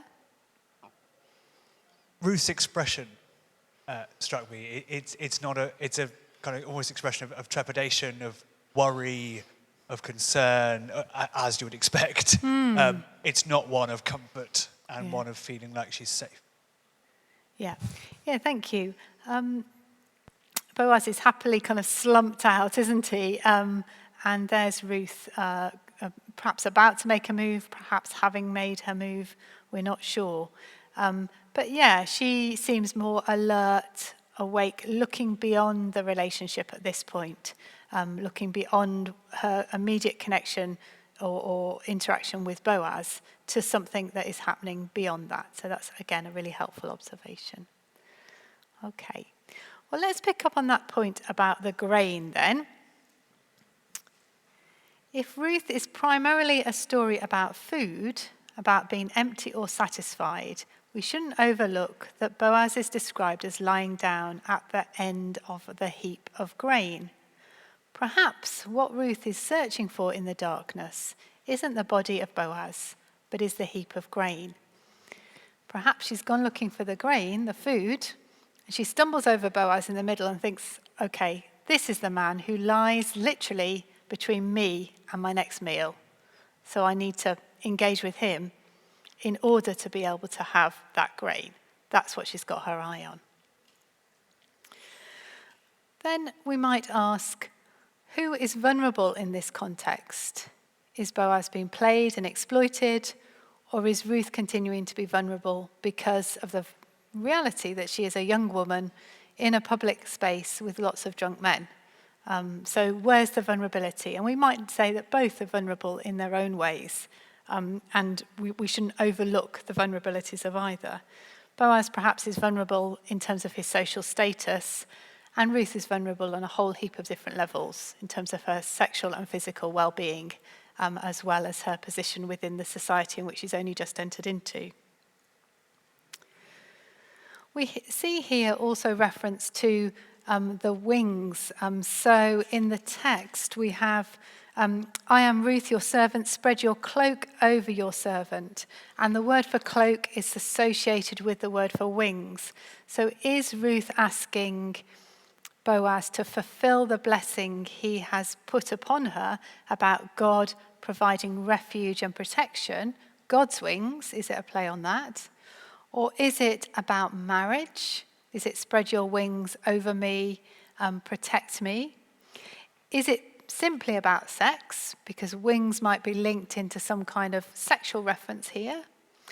Or is it literally, I'm cold, let me come under your blanket? There's lots of different possibilities there. And again, we might want to hold all of those possibilities open within the text. What Ruth gives Boaz here is an idea, an opportunity for him to figure out how he's going to take this situation forward. So Ruth starts to plant ideas within him in this conversation. And as we'll see, those ideas are played out by Boaz. Boaz is transformed here from someone who lives very much within the rules of society to someone who is given an insight into how to get around the rules, particularly the rules about not marrying foreign women that would have been dominant at the time that the story is written. So he's kind of thinking, okay, if I want to be with Ruth for whatever reason, how am I going to get round those rules and those assumptions about society? And Ruth offers him a kind of idea about how he will take that forward, as we'll see in the next chapter. Let's have then the final 4 verses from chapter 3, if possible. So Ruth 3, verses 14 to 18, please. So she lay at his feet until morning, but got up before one person could recognize another. For he said, "It must not be known that the woman came to the threshing floor." Then he said, "Bring the cloak you are wearing and hold it out." So she held it, and he measured out 6 measures of barley and put it on her back. Then he went into the city. She came to her mother-in-law, who said, "How did things go with you, my daughter?" Then she told her all the man had done for her, saying, "He gave me these 6 measures of barley, for he said, 'Do not go back to your mother-in-law empty-handed.'" She replied, "Wait, my daughter, until you learn how the matter turns out. For the man will not rest, but will settle the matter today." Okay. This image from Rembrandt, one of 3 drawings of Ruth that we have from Rembrandt, demonstrates this moment where Boaz is pouring the grain into Ruth's cloak. And the cloak suggests a connection and ongoing union between the 2 characters. They're much more equal, perhaps, here than in the Chagall picture that we saw. And we also can see how Ruth will pick up the grain, and before she puts it on her back, it will be a bump in front of her, symbolizing the pregnancy that she will go on to have. So this heap of grain becomes a heap that represents the child she will then have and bear for Naomi.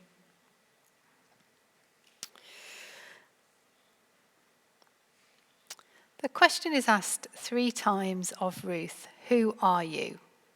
Her identity is slippery. Boaz, in chapter 2, asks his servant, "To whom does this young woman belong? Where is she from? How does she fit in?" And the servant answers in no uncertain terms, "She is a Moabite from Moab. She is a foreigner from foreign places." Kind of a rejection, a response that is about rejection. And then Boaz asks the woman in the dark, "Who are you?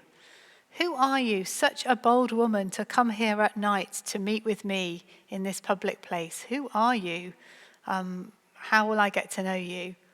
Or who are you to me? Are you doing this because you are a friend or a foe? Are you going to slit my throat or drive a tent peg through my head like Jael did? And the scene echoes something of that, a woman approaching a drunk man. There's something there of that story also. Or are you someone who will be friendly towards me, sexually and otherwise? And then what we miss within the New Revised Standard Version is that Naomi asks Ruth also the same question. So in verse 16, it says that Naomi says, "How did things go with you, my daughter?" But actually the Hebrew is, "Who are you?" But the translators think, well, this doesn't make sense because surely Naomi knows who Ruth is. But what's underlying that question is, who are you now following this night? It's not a question about Ruth's virginity because Ruth's already been married. So it's not saying, are you still a virgin? How do I see you as a sexual being? But she is asking, are you now Boaz's betrothed? Who are you? Are you now Boaz's betrothed? Has it gone well, the plan? Or, who are you? Are you still my Ruth? Will you still cling to me, even if you have managed to get Boaz? Will there still be a place for me in your home?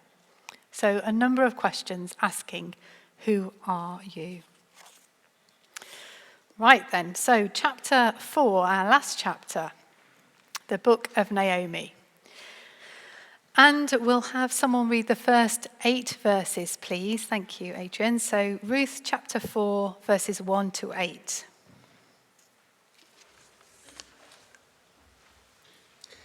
No sooner had Boaz gone up to the gate and sat down there than the next of kin, of whom Boaz had spoken, came passing by. So Boaz said, "Come over, friend, sit down here." And he went over and sat down. Then Boaz took 10 men of the elders of the city and said, "Sit down here." So they sat down.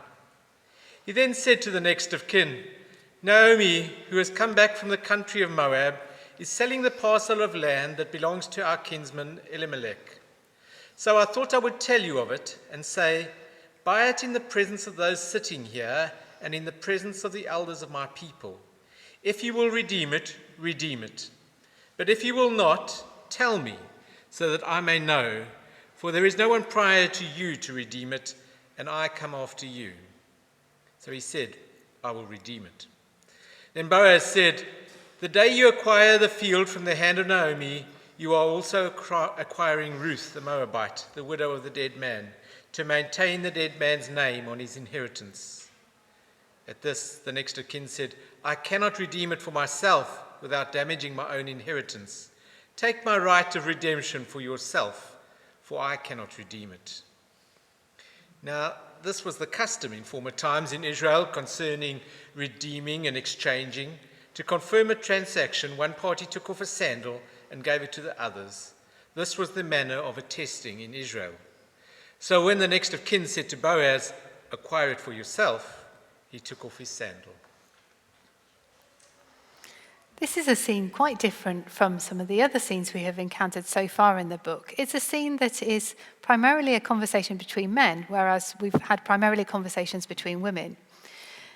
And it reminds us that the decision-making power, the formal decision-making power, is held by the men or the elders of the city. They are the ones who are invited to sit down repeatedly, sit down, until enough of them have gathered to be able to make a formal legal decision. Boaz is working within this context, within the very formal civic, social rules of that particular society. But his encounter with Ruth has also made him aware of the fact that he's going to have to work extra hard to get things to fall as he wants them to. And I hesitate saying that because I'm actually never sure what Boaz actually wants. But certainly as things need to in order for Ruth and Naomi to survive. Even though Naomi has this land, she obviously has either not been able to work it because she's been away, or she has the land but it's been unproductive, or she has it now but she doesn't have enough resources to pay for others to work the land to provide food for her. So she's got the land, but she can't make use of it, and that's why she needs Boaz to come in and help. It's the land that the men are interested in a lot more than Ruth. And again, what's unstated, it's stated here by Boaz, is that Ruth is a Moabite. And he kind of almost throws that in as a warning shot against the other men. So the land's of interest to the Redeemer, but not Ruth the Moabite, who brings a whole series of problems with her in his eyes. There's confusion, though, because it's not true that if the Redeemer takes and redeems the land, he has to also marry Ruth. That's not the case within the law, but that's the suggestion that Boaz makes to kind of confuse the situation, and to do this in a very public way, so that not only are things changing, so the Redeemer says yes, then no, Boaz can step in and appear like he's done the right thing by this woman. He's been the one who has restored the land. It also sets up the Redeemer as someone who is of no value to society. And actually his name in Hebrew means so-and-so. He's not really named. He's given a name that isn't a name. So-and-so, the one who didn't act, the one who didn't redeem the land, the one who failed as a redeemer. So he's a redeemer, but he's so-and-so because he doesn't really have the authority or action to actually end up with a name. Which again is a play on the fact that he's concerned about his own name, and yet the text never records his name. What else? So many other things that we might say about this, but I think we'll just move on a little bit to the next few verses. So verses 9 to 12, please, Adrian. Thank you.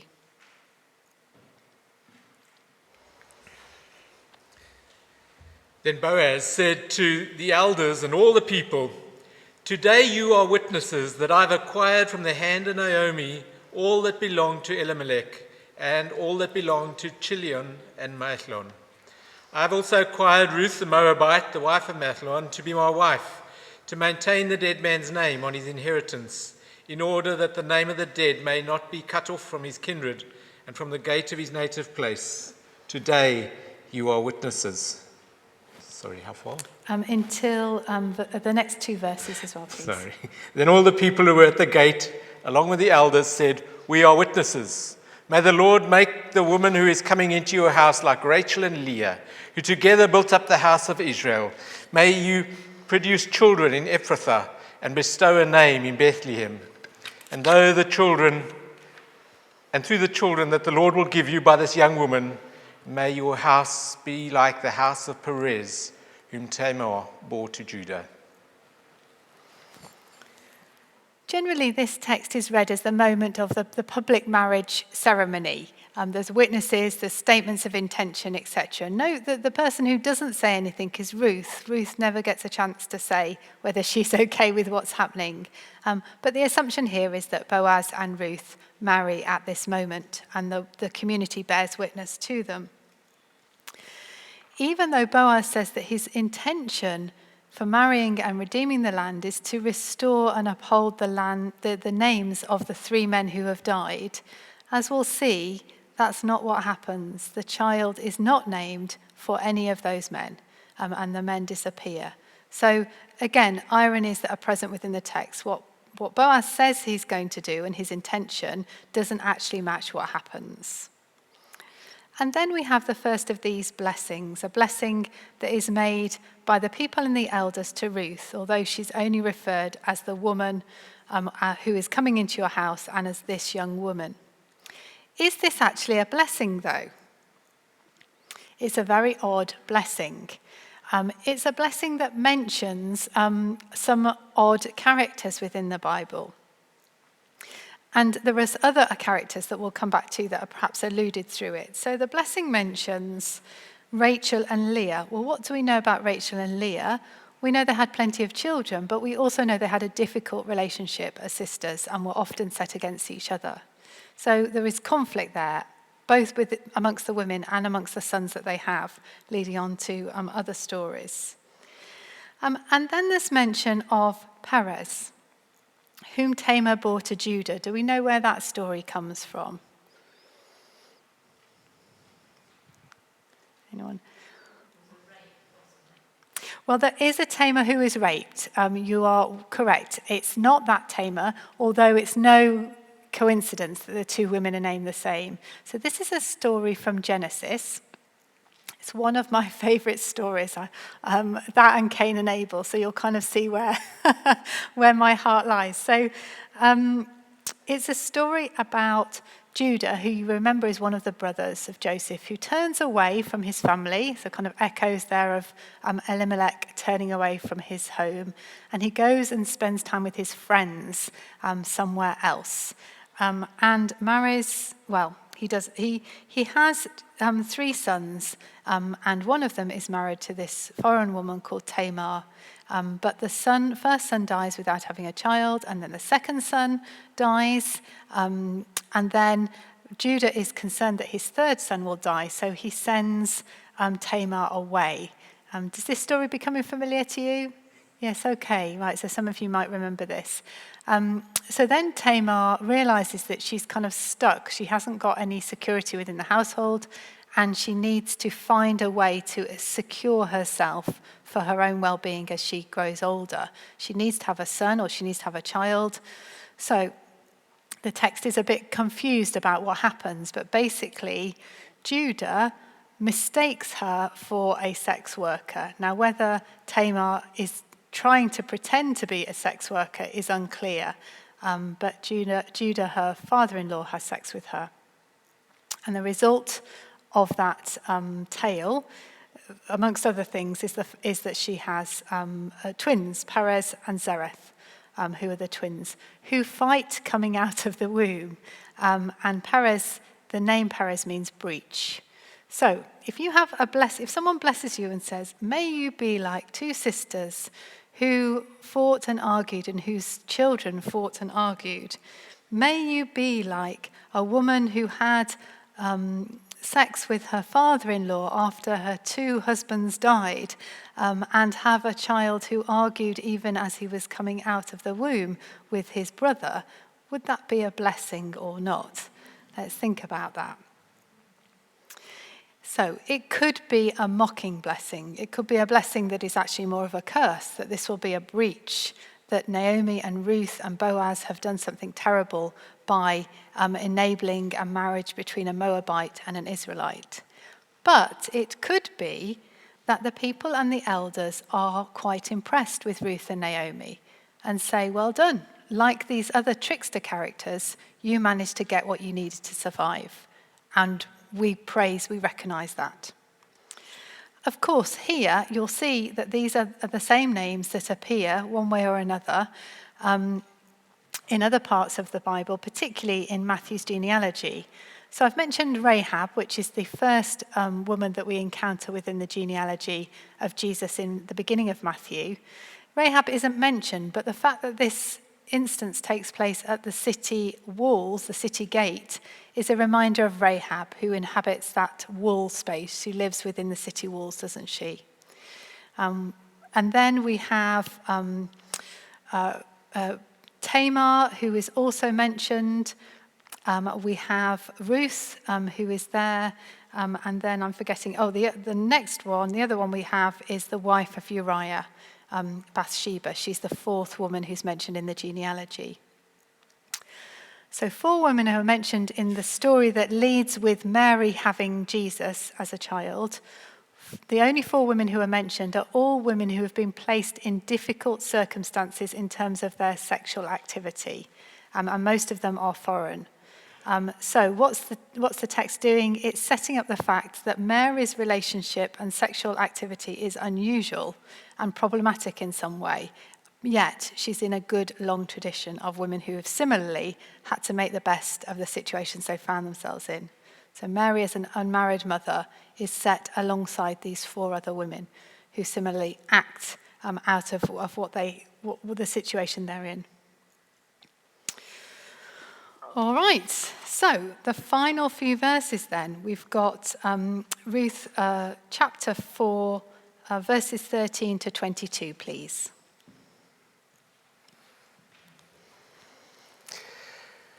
So Boaz took Ruth, and she became his wife. When they came together, the Lord made her conceive, and she bore a son. Then the woman said to Naomi, "Blessed be the Lord, who has not left you this day without next of kin, and may his name be renowned in Israel. He shall be to you a restorer of life and a nourisher of your old age. For your daughter-in-law who loves you, who is more to you than 7 sons, has borne him." Then Naomi took the child and laid him in her bosom and became his nurse. The women of the neighborhood gave him a name, saying, "A son has been born to Naomi." They named him Obed. He became the father of Jesse, the father of David. Now these are the descendants of Perez. Perez became the father of Hezron, Hezron of Ram, Ram of Amminadab, Amminadab of Nahshon, Nahshon of Salmon, Salmon of Boaz, Boaz of Obed, Obed of Jesse, and Jesse of David. Thank you. So we end with a genealogy, which perhaps might have even been the start of this story. Sometimes genealogies are the prompts for stories to be told, and other times they're the linking spaces between the different stories. And here, this is where the book of Ruth is connected in very clearly to the story of David. And yet, note again, it's not David who is central to this genealogy in some ways. It's Perez. Perez is mentioned twice here. And has already been mentioned once before in the chapter. So we might then draw from that some conclusions about how the story views Ruth becoming part of Judah, Ruth the Moabite becoming part of Judah. Against other stories which suggest that Ruth has no place, the book of Ruth suggests that Ruth as a Moabite has no place in the community. The book of Ruth suggests there is a place for Ruth and others like her, other foreign women, who bring gifts and graces into the community. Some scholars suggest that Ruth is kind of consumed within the society and her Moabiteness, her own identity, is lost, and see that as problematic. But for others, the fact that she is celebrated here so clearly suggests that what is being said is that difference and otherness brings strength and gifts into a community. And certainly this fits with the thrice mention of Perez. If we're thinking about Perez as breach, perhaps what the text is saying to us is every community has breaches, has fault lines, has things that happen unexpectedly, and new insights and gifts that come in through them. Okay, so we've got to the end of the text. I've got a few slides about the figure of God, who we haven't talked much about. So we'll look at those few slides, if that's okay. And then we'll have a pause for a couple of minutes of questions from the group in Salisbury, and then with a reminder that we'll come back to questions later on in the afternoon. So, a question for you to consider. Who is God in Ruth? What kind of God do we encounter in Ruth? What does God do? Or how is God perceived? Maybe have a quick chat with your neighbour about that, and then we'll gather some thoughts.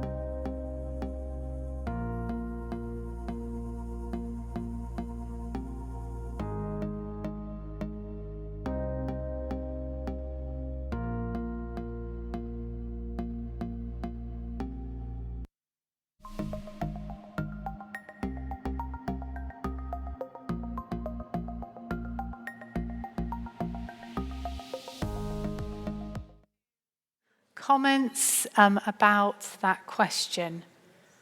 Who is God? What does God do? How is God described and understood? What kind of God do we encounter in Ruth, as the text tells us? And we've got a microphone, so just pop your hand up and then we'll get the microphone to you. There seem to be two contradictory threads. On the one hand, God had mercy on his people and provided food again in the land, and God blessed their union, so the child was born. On the other hand, all the time, it's the human beings taking action to achieve things that are happening. So I think it's quite conflicted. So there's a tension there about who does what, and how do humans work with God? How does God work through humans? And where is God absent? And humans are perceived to step into the breach or not. So some questions there. Okay, thank you. A couple of others. Yep, at the back there. Thank you.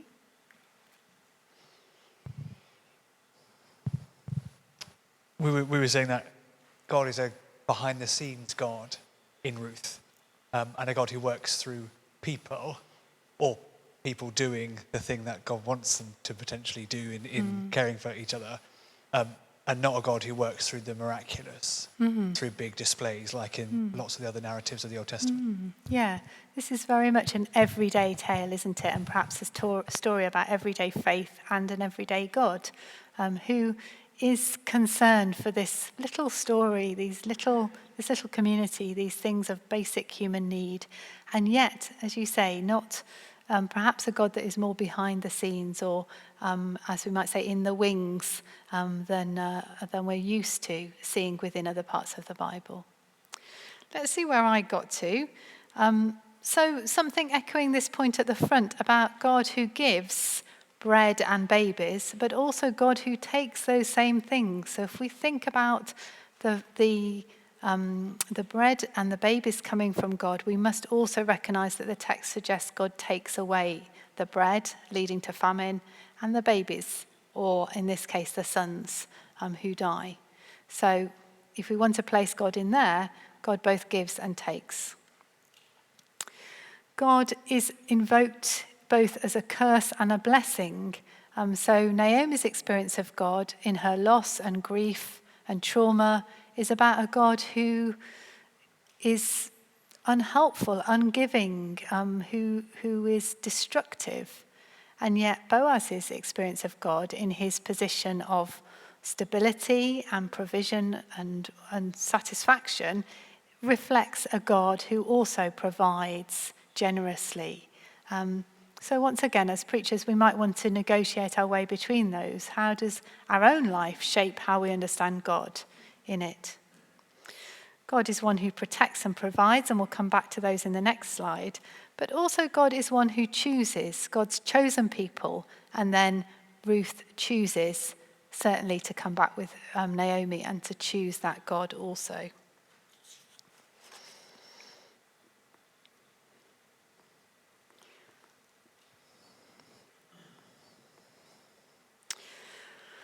So as we've already mentioned, God is, as we say, in the wings. Only twice is it suggested that God does something directly. Most of the time it's people talking about God and then enacting the blessings that they see are coming from God themselves, particularly in the case of Boaz. We could read that as God stepping back to let humans act and for God valuing human activity. That's one reading. We could always also read it as a question to God. Why doesn't God step in to save these women? Why do they have to act on their own? And this is a story we encounter elsewhere. So here, as in the story of Esther and the story of Tamar, what is striking is that God doesn't act, but it's actually Ruth in this case who acts, and Naomi, and then Boaz as needs be. And two images for us to kind of take away: the God who spreads God's wings, or who enables others to spread their wings and provide refuge, and the God who is linked to bread, the bread love God. All of those coming together in this word hesed, God's steadfast love and loving kindness that we encounter so much in the prophetic text, here lived out very clearly by the different characters. All four characters in some ways demonstrate hesed, loving kindness, steadfast love. And in that way, perhaps we can see them as reflecting something of God. So our last slide then. How might we read Ruth today for ourselves? We might read Ruth as a story that offers us the hope of repair and reconciliation in times of division. And we are certainly living in a time of division and brokenness at the moment. So what does Ruth say about restoring and reconciling communities that have fallen out, families that have been broken, bringing those back together? In context of increasing inequality, Ruth perhaps encourages us to have resilience in the struggle against injustice and to recognise that resilience is something that many people have to have if they are to survive. How, as a church, do we support those who are vulnerable, who are facing injustice, poverty, and violence? And similarly, how does Ruth speak about the need to resist violence, to name it, to be not afraid of naming it in the text and in our lives, and to be clear that we must resist it? All those things, repair, resilience, and resistance, perhaps to come together in the central theme of Ruth, which is that of redemption. How does Ruth demonstrate the ways in which we can work with God to bring about redemption in our own lives and to restore the sacred texts and connections of our own lives? Okay. That's the whole slide. So we have got maybe for some questions and comments from Salisbury, and then we're going to come back later on, aren't we, Adrian, with some more questions that people are going to either text or send in, and come back at that point. 3 o'clock, we will start with the next Q&A session. But we do just have a few minutes now if there are any questions here that we'd like to ask. And I also have a question from Surrey. You glossed over entirely the fact that Naomi seems to end up with Obed and that he's seen as Naomi's child, not as Ruth's child. Yeah. So what have you got to say about that? Yeah, so that's one of the reasons why it's interesting to test out how the book feels if we called it, for example, the Book of Naomi. Because you're right, the book ends primarily concerned with Naomi's well-being and her status as a mother to Obed, rather than Ruth. So it's Naomi that is celebrated and lifted up in the community. And there's lots of ways we can see that. We can see that about probably the way it's designed is about a restoration of her 2 lost sons. Just as in the book of Job, we get that kind of restoration that isn't really a restoration because she's still living with the grief of her 2 lost sons, even if she now has a grandchild who isn't really her grandchild at all, is nothing actually biologically to do with her, but is still placed within her in her arms. Yeah. Okay, thank you. Rachel, maybe the next question from Surrey would just follow on nicely from that. Jewishness comes through the mother. How does this work with Ruth, who is a Gentile? Yeah, that's a good question. And I'm not sure how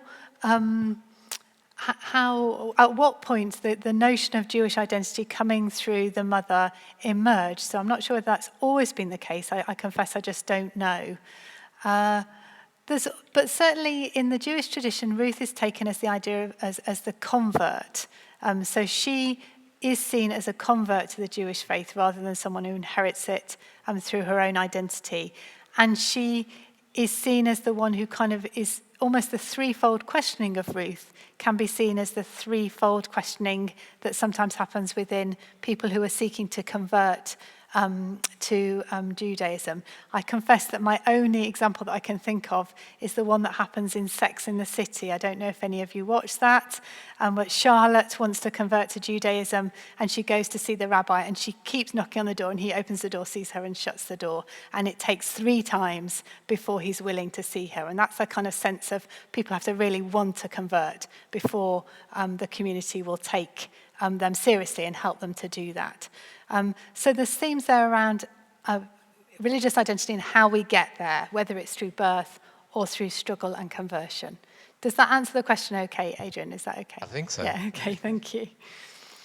There one more question? Not for now. So You do have my number, 077 999 00476. And you're welcome to text any questions for this afternoon's Q&A session through to that, or else just to put them at the bottom of the Facebook or the YouTube feed, and we'll pick them up from there. Okay. We're going to break now. We're going to have lunch and then the afternoon session, and then at 3 o'clock, we will be back together for the Q&A session.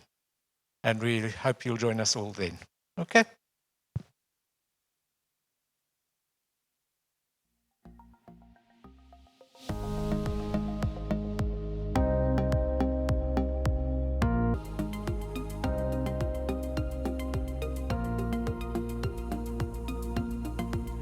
Can you hear me?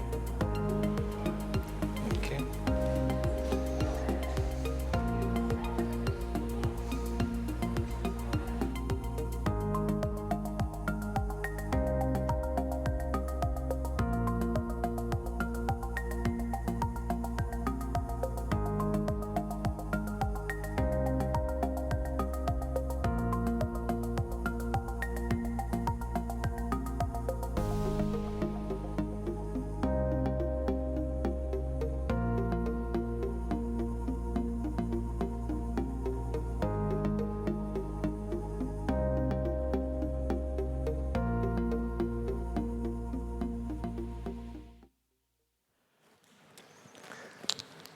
Welcome back, everyone. Welcome to people all over the country who are streaming in as well.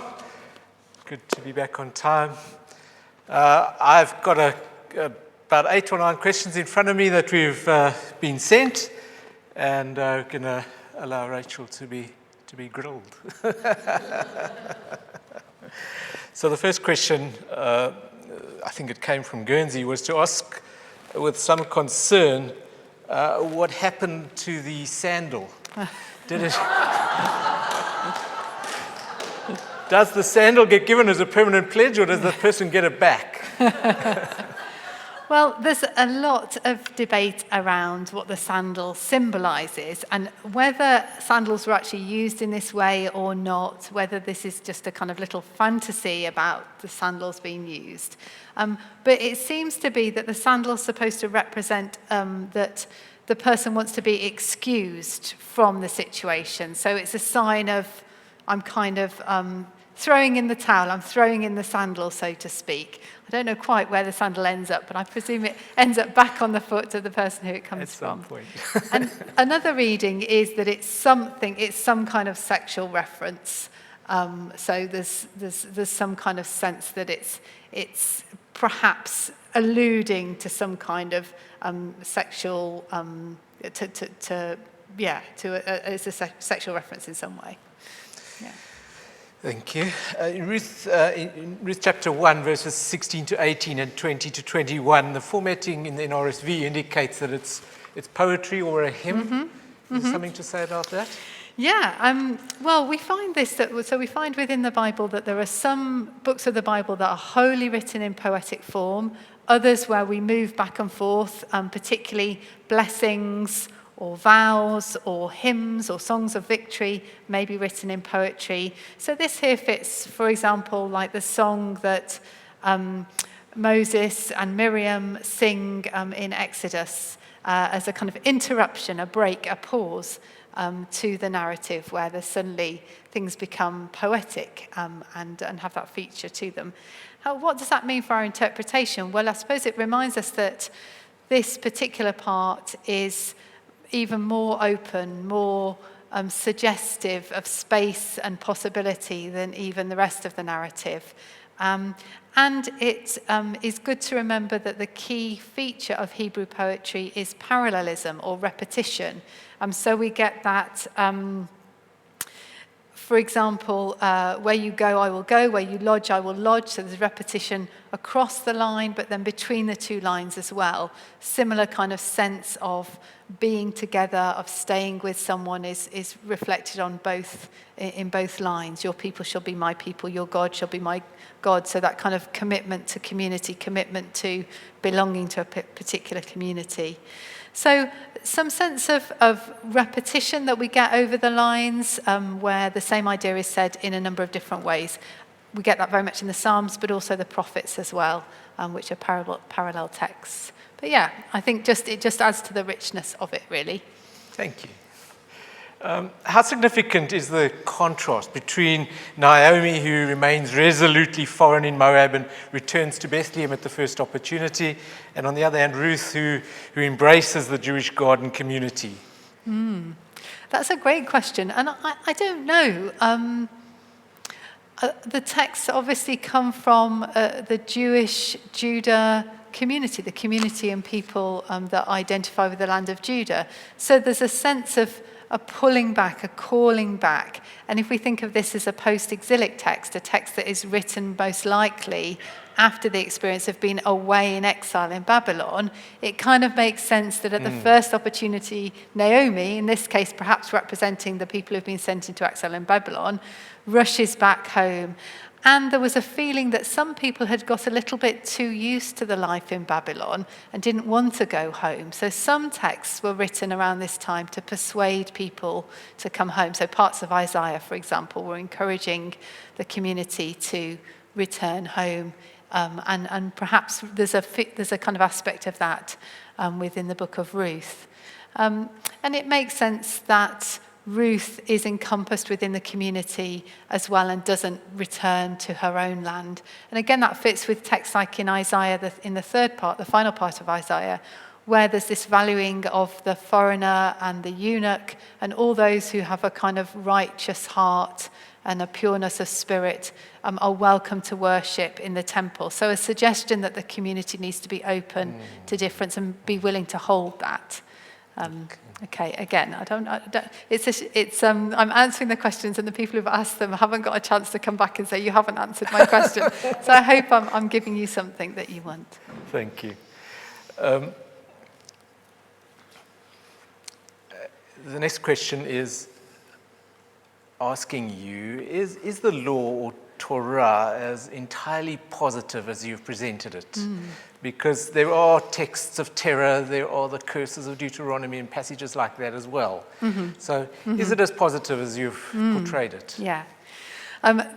So many things to say in response to this. Another great question. So I would say that the law certainly has really difficult and tricky examples, stories, instances. So we have some of those texts of terror in the book of Genesis, for example, which is within the Torah, the first 5 books of the Bible.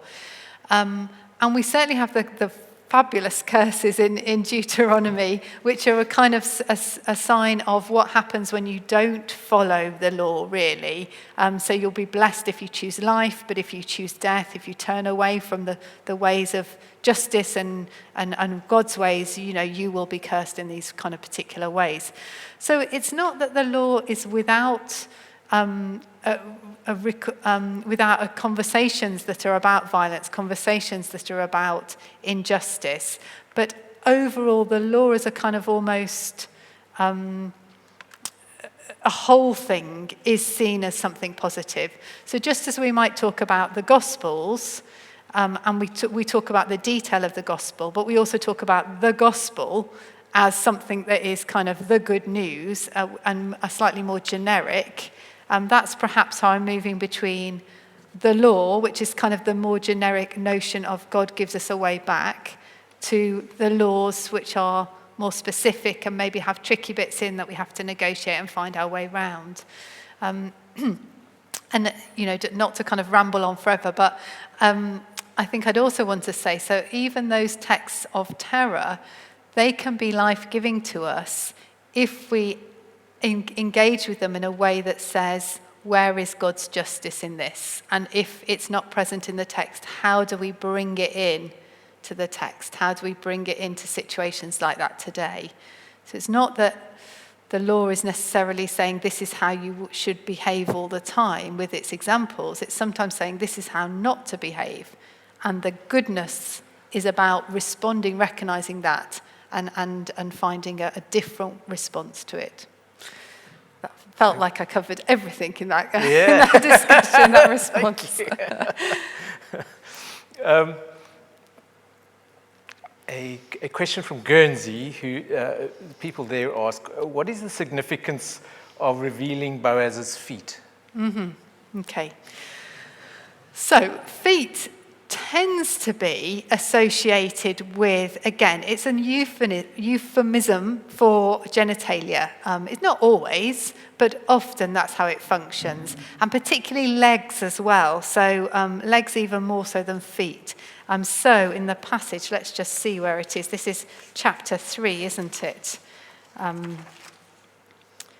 She came in quietly and uncovered his feet. That we would presume that is really saying uncovered his genitalia. You know, that's really what is suggested there by the way that word is used elsewhere in other passages, and the way that it's used. For example, in Isaiah, there's a covering, the call of Isaiah and the angel that appears and the wings that cover different parts of the body. That, again, is assumed to be that the angel's wings are covering over the angel's genitalia, if we think that angels have genitalia. So, things that you didn't expect to be talked about today. Thank you.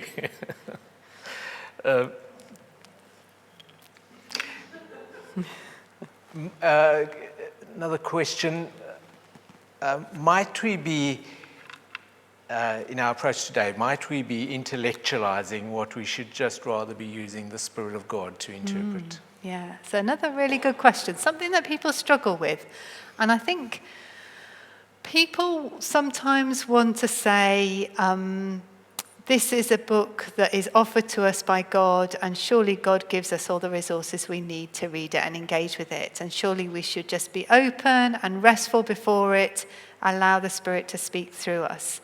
And I think there's lots of value of that, but there's also value in recognizing that's what people have sought to do over thousands of years. And they've also written down how they've done it, so we can benefit from their sitting and resting.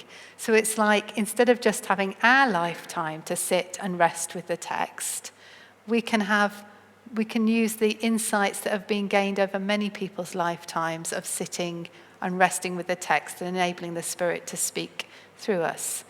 And I think if we don't engage with people who have spent much of their time and expertise to understand the text and help us to understand the text, we're not taking the text seriously, and we're missing out on such riches because we ourselves are limited. We're only one person.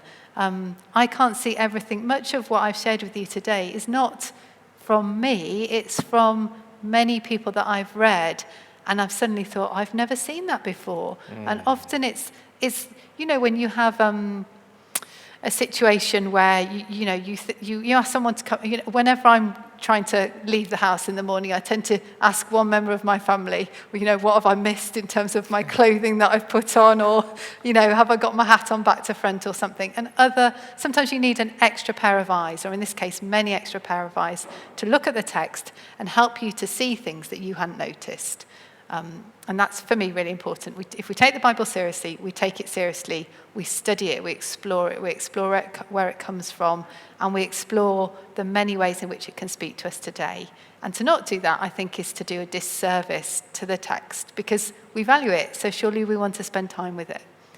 Thank you. Okay. Thank you very much. I think we would agree that there has been a lot today where the insight that you've had or that you have passed on has just opened the text in a completely new way. And we thought we were familiar with it, we thought we understood it, and we're going away with so much to think about and so much to explore. And really want to thank you for that. Thank you. Last question. Would you have a commentary on Ruth that you would recommend, one or two commentaries that you think this is particularly good? Well, in the Bible Month notes, I've made some suggestions for further reading, further resources. And I think one text I always find really helpful is the Jewish Publication Society commentary. That they don't do commentaries on all the texts, but that, to me, always opens up a whole heap of different things I hadn't noticed, because the writers are writing from a Jewish perspective, and they are always far, far better at Hebrew, at intertextual allusions, at the tradition. So they're just they're much more able to pick up things that I just haven't noticed. But that's quite in-depth. So I've mentioned a couple of other resources that might be more accessible. One, I think, is the New Cambridge Bible Commentary series, which I always describe them as the yellow and blue series. They are a really good level of lots of learning from scholarship, but not in an overwhelming way. So you can just pick out some really good insights, and they're great across the biblical series. And then the two other things that I mentioned that are just very helpful and freely available are Bible Odyssey, which is a website by the Society for Biblical Literature based in the States. Lots of very short, little, tiny 3 or 4 paragraph articles, 1-minute video clips, just, what does this mean? What's that mean? What's the laws of redemption? What's the context for Ruth? All those different things. Wonderful. And the final one that I'd mention is the visual commentary on Scripture, which is a new resource by a variety of different groups that looks at a passage and then puts up 3 different art images alongside that passage and talks about how each of the 3 images interpret that passage and does some commentary. So it's got some, it's a great resource for us to kind of be engaging with.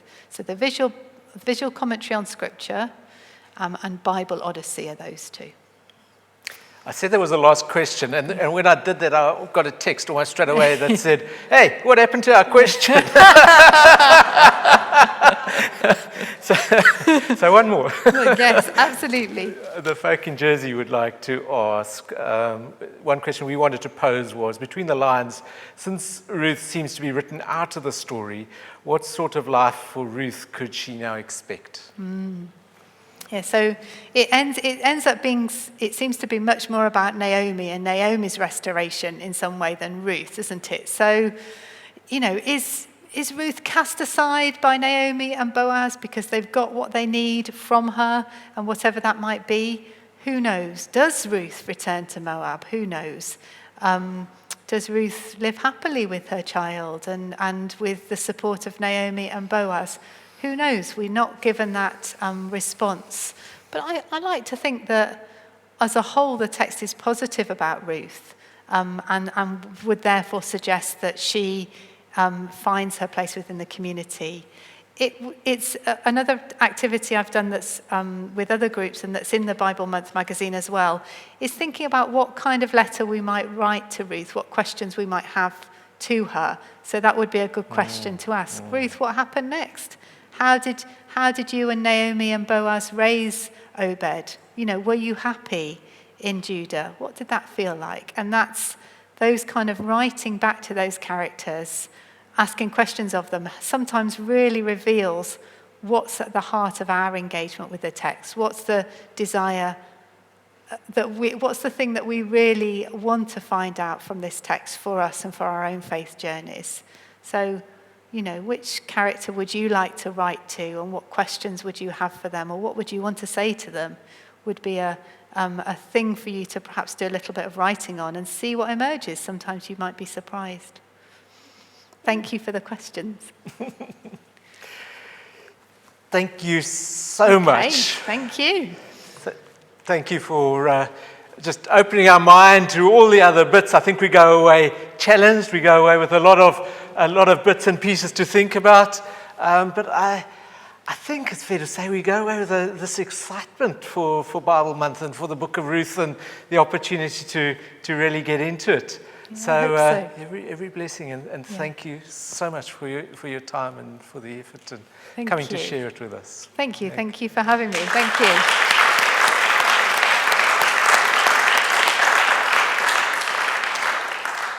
Thank you to the folk who have joined us through the streaming. We really would like your feedback about how it worked for you if you weren't in the room for us today, so that we can do it better and better as we learn to do the streaming thing really well.